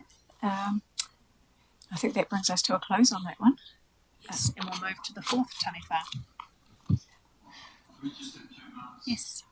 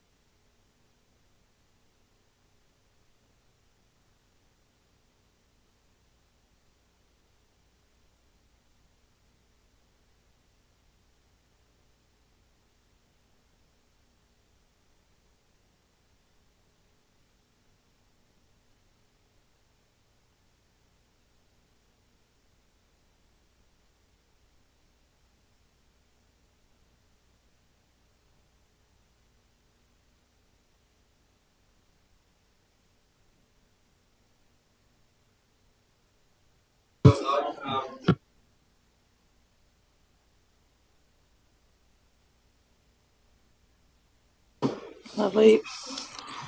Kia ora koutou. So I was coming into this thinking I was the final leg of the solo chair, but it turns out I'm the final head of the taniwha. So I haven't practiced my pūkana for you, so I'll leave that there.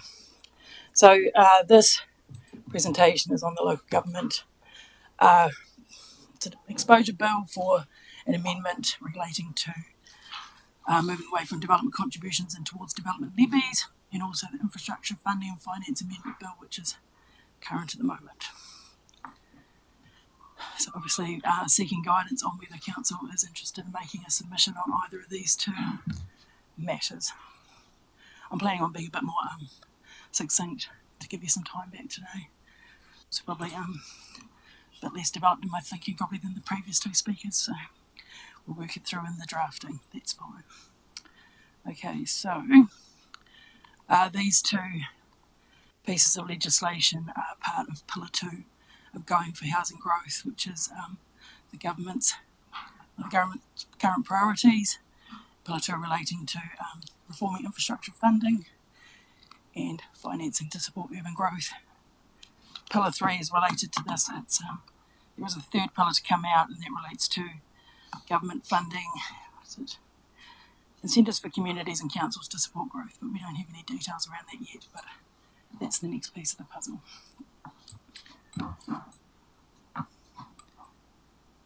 So essentially the current system that we have is development contributions, which isn't fit for purpose.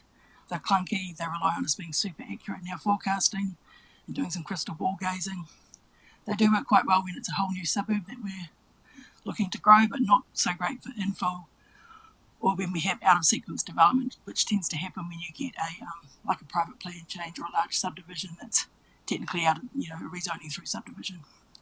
They don't work so well there. The policy doesn't tend to catch up with the reality on the ground, and what tends to happen is we get under recovery of the funds and ratepayers are footing the bill. So a change is being proposed and is, in my opinion, needed, and development levies are what we're being given as a better alternative. So both of the two pieces of legislation, that's right. We've got a transitional period for development levies to come in of 1st of July 2030, so it is it'll be a bedding in process. Submissions on these points are due 20th of February. So that probably should have been one of the first points to be made. So, next one here. So first up, we'll go through the Local Government Infrastructure Funding Amendment Bill. So this is a bill that overhauls the current system of development contributions that goes towards development levies. It is a complete mind shift from our current approach into development contributions, which is quite granular and place-based. There has to be a causal nexus for demand, so basically we can't charge a development contribution to someone if we can't show a clear link to the demand for services that they're causing or that development's causing.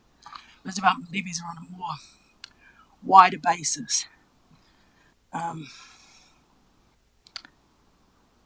This may well smooth out the cost of infrastructure, but we may end up with smaller areas essentially subsidising larger areas, or poor areas subsidising the more well-off areas. Just some thoughts I have around it is that I think when these tools are being developed, the thinking is that I think the thought is for more urban councils is you have one urban area with one lot of services, or one main service like Palmer's North, for example. Your articulation is in Palmer's North, and then Linton's coming online with water, and you have Ashurst as well, but they're in one centralised system. Same with Manawatu, you've got Fielding and Sanson on the same lot. Whereas here in Horowhenua we have 5 settlements have articulation, all quite separate and distinct geographically. And I'm not sure, we need to do some thinking about how this is going to look for us. People in Tokomaru are going to be happy to be paying for services and live in. People in Living are going to be happy to pay for services in Waitarere Beach and the like. It's really just a completely different way of thinking that we're going to need to come up with, and some modelling around that. One of the benefits, though, of having a more network-wide approach is that you do smooth out the bumps that occur from these out of segment developments.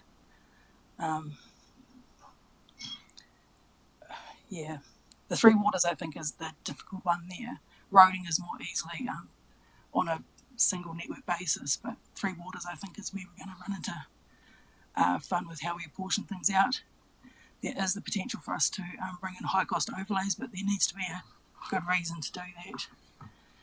It seems to me that the thinking is if there's not great sort of flow through between settlements, like for work, you haven't got people, I'm thinking of Tukumaru there again, people from Tukumaru coming to live into work, using the services, Shannon the same. There may be a case to make, and I guess that's what I think the submission could look like, is that we actually take our growth projections and our expected growth across the district and tell the government in our submission how we think it could work for us or how it won't work. That's the trick.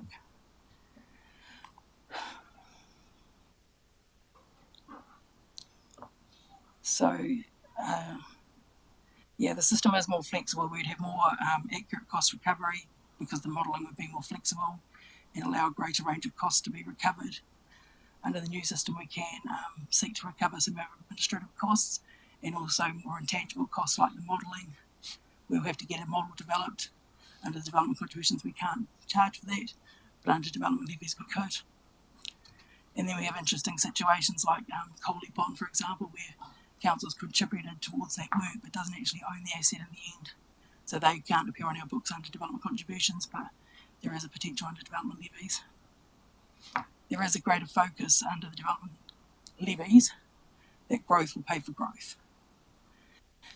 So what this means essentially is that developers may well wear more of the cost, and whether that's politically palatable or not, that's kind of where we're sitting, especially as we move into rates capping and things like that.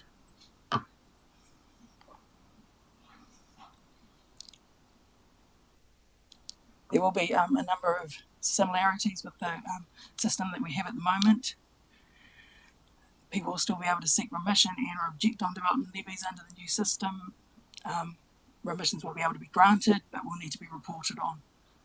But we might need to think about in the future what our remissions look like. Currently, we allow remissions for social housing and projects that benefit the community, but whether that needs to be thought about when there is a demand for services and less take from those people when it's accounted for in the model. We'll also be moving away from independent commissioners to hear objections, and that will go to the Commerce Commission as an overarching body in that space. There is another change that will happen is that bespoke assessments may be more the norm, and our current policy actually seems to be one that we do allow for that. We seem to be a bit of an outlier in that space, so there are a number of similarities with the current policy, but there will be a number of changes as well. The triggers for taking development contributions will remain the same. It'll be on subdivision, it'll be on building consent, it'll be on service connection and these new non-consented small standalone dwellings, which were our favourite topic, the granny flats. So the triggers will remain the same. We'll be able to do bespoke assessments if we find that they've got much greater or much lower demand potentially. There's where it's going to sit.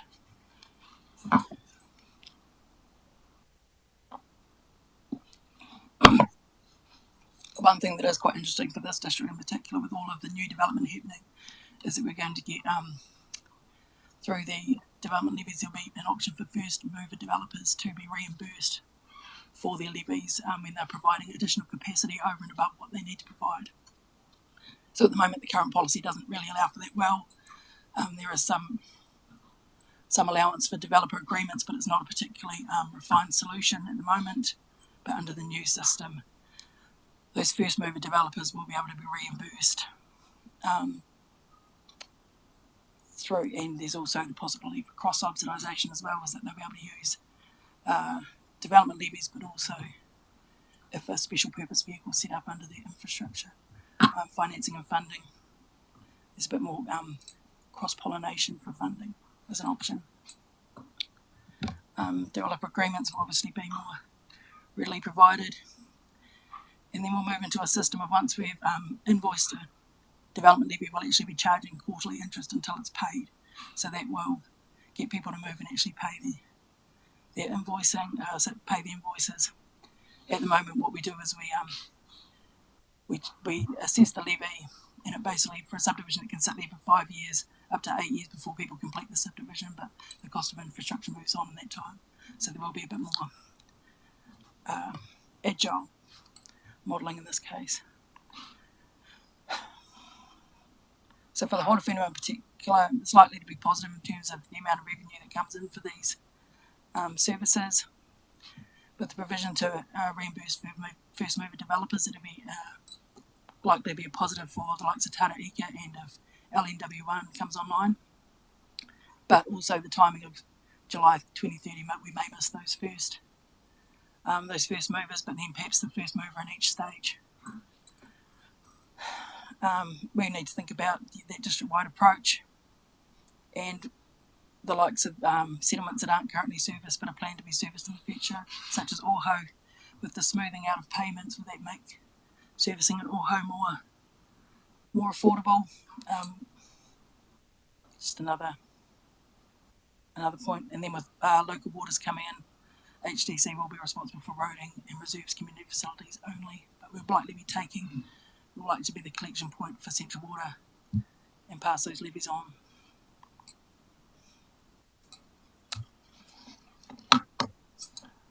So having said that, for this one,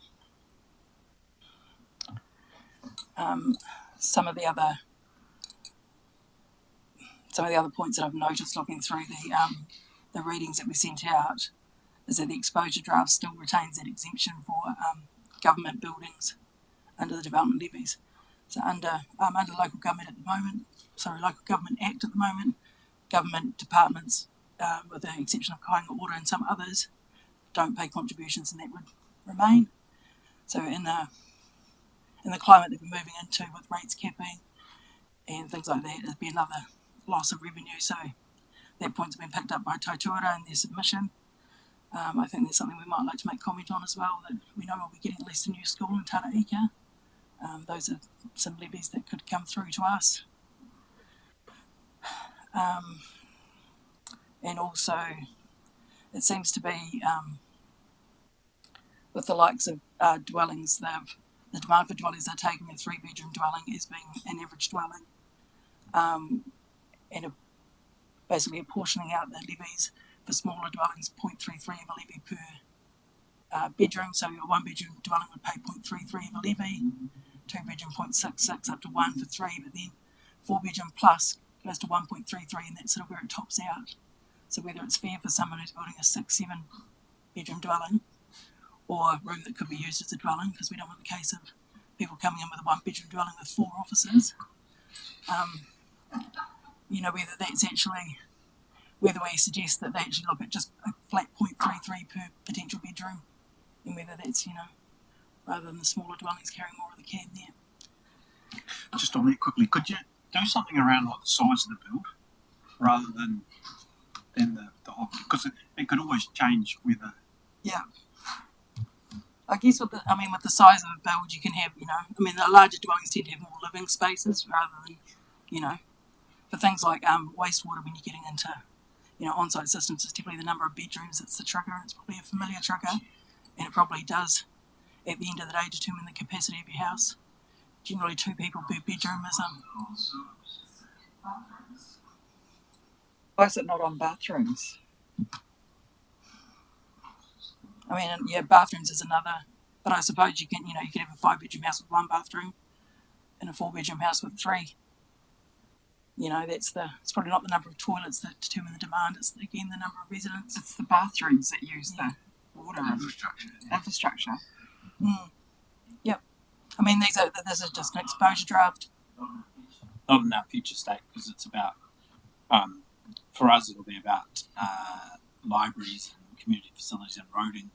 So, because the water's...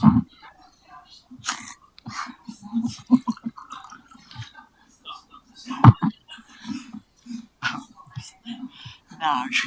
But anyway, changing tack here, Joe. My concern was around going back to the levy areas versus district-wide and versus settlement, because I couldn't find any definitions. So I get the impression that we have to define it. And I'll use the example of Foxton Beach paying for Waitemuri Beach when somebody's never going to go to Waitemuri Beach.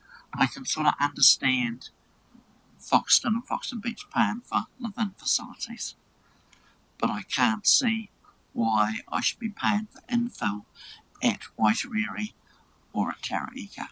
So this is, and I see that as a possibly just a comms issue, but it's just I can see that as where I can see the tension with ratepayers being, but I certainly, from a income point of view from council, I can certainly see the whole benefits of it all.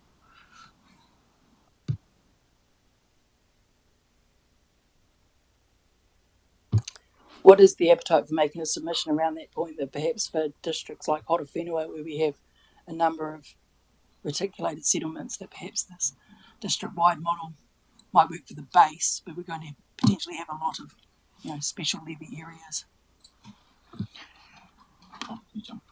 I'm just curious. So, another unintended consequence, if you like, as a council, we will have to collect levies for Central District's water based on development and pass them on. Like that seems like a not well thought through. And why are we doing that? And why are we just not saying, sorry, Central District's water, you'll have to do this? Yeah, how is that? It's probably just a customer service type, one bill, one payment type issue. But we can make a submission on that point. That if we're taking the money to pass it on, we're probably also going to take the flak if there's an increase in rates. That's where we actually don't. From my perspective, it goes back to the broader conversation and the point that David raised around really what's the thought process of the government here and thinking through all the potential unintended consequences when they start to make these changes and sending a message that they don't value the work of councils. But when you start to unpack it and see the layers and depths of the work that council does, and all of this current workload that we carry, and so water is, we're being divested of our water as a responsibility, but then we'll still be asked to do administrative work for waters, I presume, for no cost of fee. I don't know. So those are some of the things that we're starting to have exposed through having these conversations that raise some red flags. My recollection is that we can charge administrative fee for it and pass it on. But this is things that we can put in. This is just an exposure draft. It's the current thinking, so we can feed into that, so that these things are more fulsomely thought through before we get a bill. Lisa, I'd love us our submission to be really positive in terms of the overall direction of travel. I think it's really, really great in terms of what's being proposed. The specific points that I would like us to cover off was the levy areas, because I agree with you. At the moment, we have our water rates are harmonised, but when it comes, and I'm not a huge fan of that, but and so if you choose to grow in an area that requires a new network and there's higher cost for that, then I think it's unreasonable to expect the ratepayer or other growing population to subsidise that. So I think that what I would be looking for is, I'm not sure what the mechanism is, but it's a levy area perhaps with an ability to uplift for specific additional features. So I think you gave it a particular term, was it high? Anyway, you get the gist. Like there needs to be an ability to uplift in different situations, that mostly across waters infrastructure, I suspect, and probably roading. And then also you talked about the methodology for the units of demand, and I think I'd like us to come up with what we think is the best approach there, whether it's SURPs or bedrooms or whatever, because it also relates to for commercial buildings and industrial buildings, which is going to be a part of our future. SURPs is not going to be a good measure, so maintaining a methodology around maybe it's floor space. There's a question mark over whether you would charge a commercial industrial building for community facilities, because technically the people there that are working are already paying for that through their normal rates or through a residential development contribution. So yes, so we'd maintain that that position. Sorry. We would still be able to obviously set our own policy, but we will be guided by what it's fairly prescriptive what's coming through. So, yeah.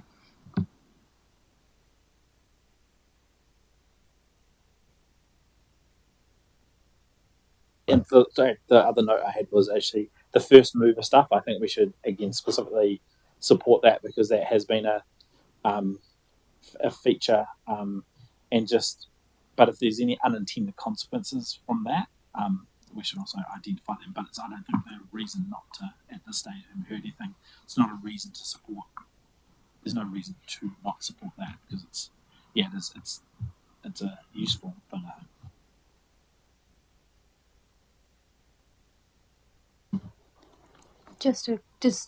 Do any of these changes limit the council's recourse for recovering any of these levies from developers if things are pushed back or developers can't pay? Is there any negativity with this new bill coming through in terms of our abilities? I guess if there isn't the ability to pay, in the terms of subdivision, until you've paid your contribution, you can't get title. So there is that inbuilt trigger. Building consent, pretty sure that certificate of compliance is tied up in the payment of contributions as well. Through the system has its own inbuilt mechanisms, and then when they fail, obviously there's debt collection. There is with that first mover piece, there is also the potential, obviously someone can be a first mover and their development fails, but the system does appear to have like a clawback mechanism in there, and council can also put a time limit on the period that they're willing to hold over for as well. So it's sort of a sharing of risk more so than the current system.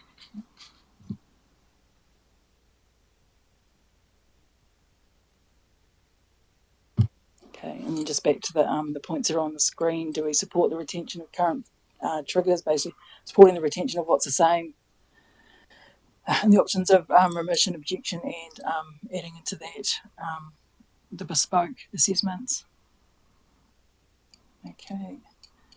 Do we have any thoughts on the Commerce Commission being the party to hear objections and remissions rather than independent commissioners, which is the current case?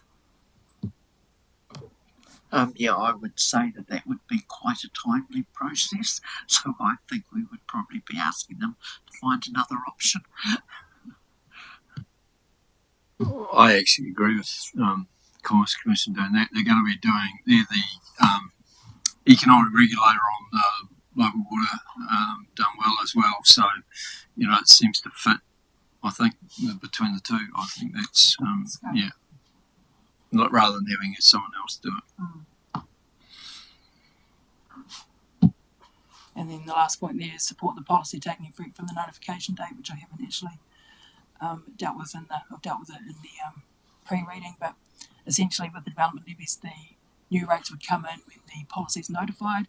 At the moment, what happens under the LTP is we notify the development contribution policy, and then there's about a 3-month lag before it actually comes in. So there is the potential there for like the gold rush sort of situation for people to get in before the new rates. So under this system, basically the new rates in when it's in. Yeah. Okay.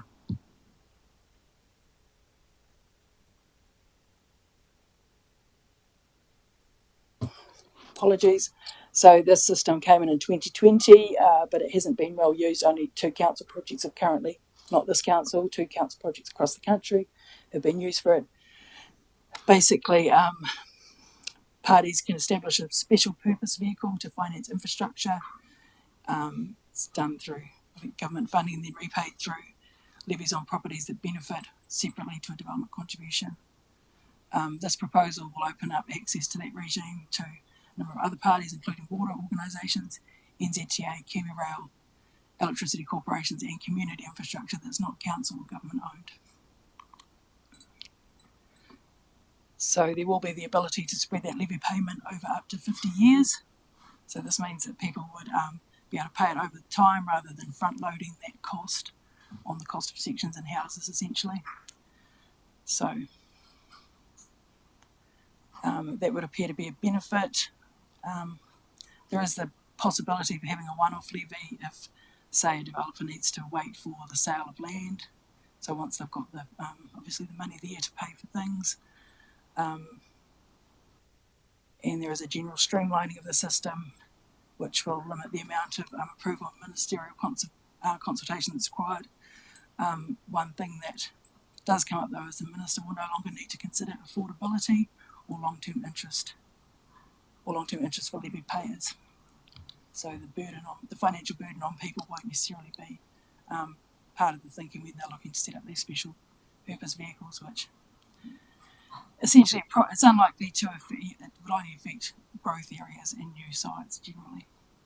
That's my understanding. Question around that is that levy, would it possibly be a settlement levy? Deputy Mayor Allen, I was thinking, is that a vehicle possibly for endowment fund development at Foxton Beach? Because it's the ability to, the council isn't the owner, they're the administrator of the endowment fund, aren't they? Sorry, Nola, just ask that question again. It is putting a submission in supporting the amendment, allow future possibly access for endowment fund development of land and development of endowment fund land at Foxton Beach. So council would be the developer. Yeah, council So would we be the couldn't developer. Thank you, Doug. Yeah. So it wouldn't have any impact. So in that scenario, if council was the developer developing its own land, it would be liable for the development levies unless the policy said otherwise, right? Well, the endowment fund would be liable for the development levy because the cost of the development would come from the development fund.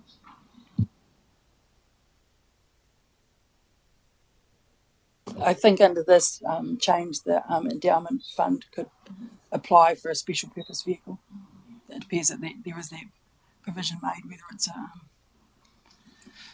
looks like it would be an option, yes, I think.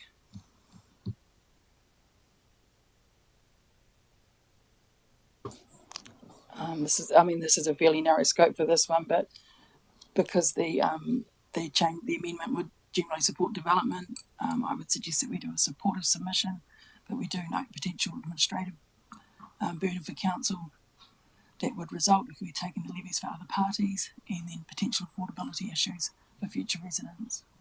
Bring that back into the fray. Does that sit well with everyone? Great. Okay. I'll look to get something drafted. It's due on the 20th.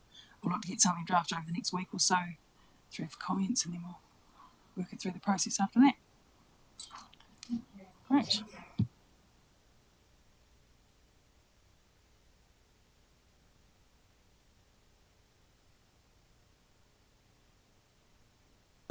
All right. Good 6 hour day. First day back. That's very good. 45 minutes and good breaks.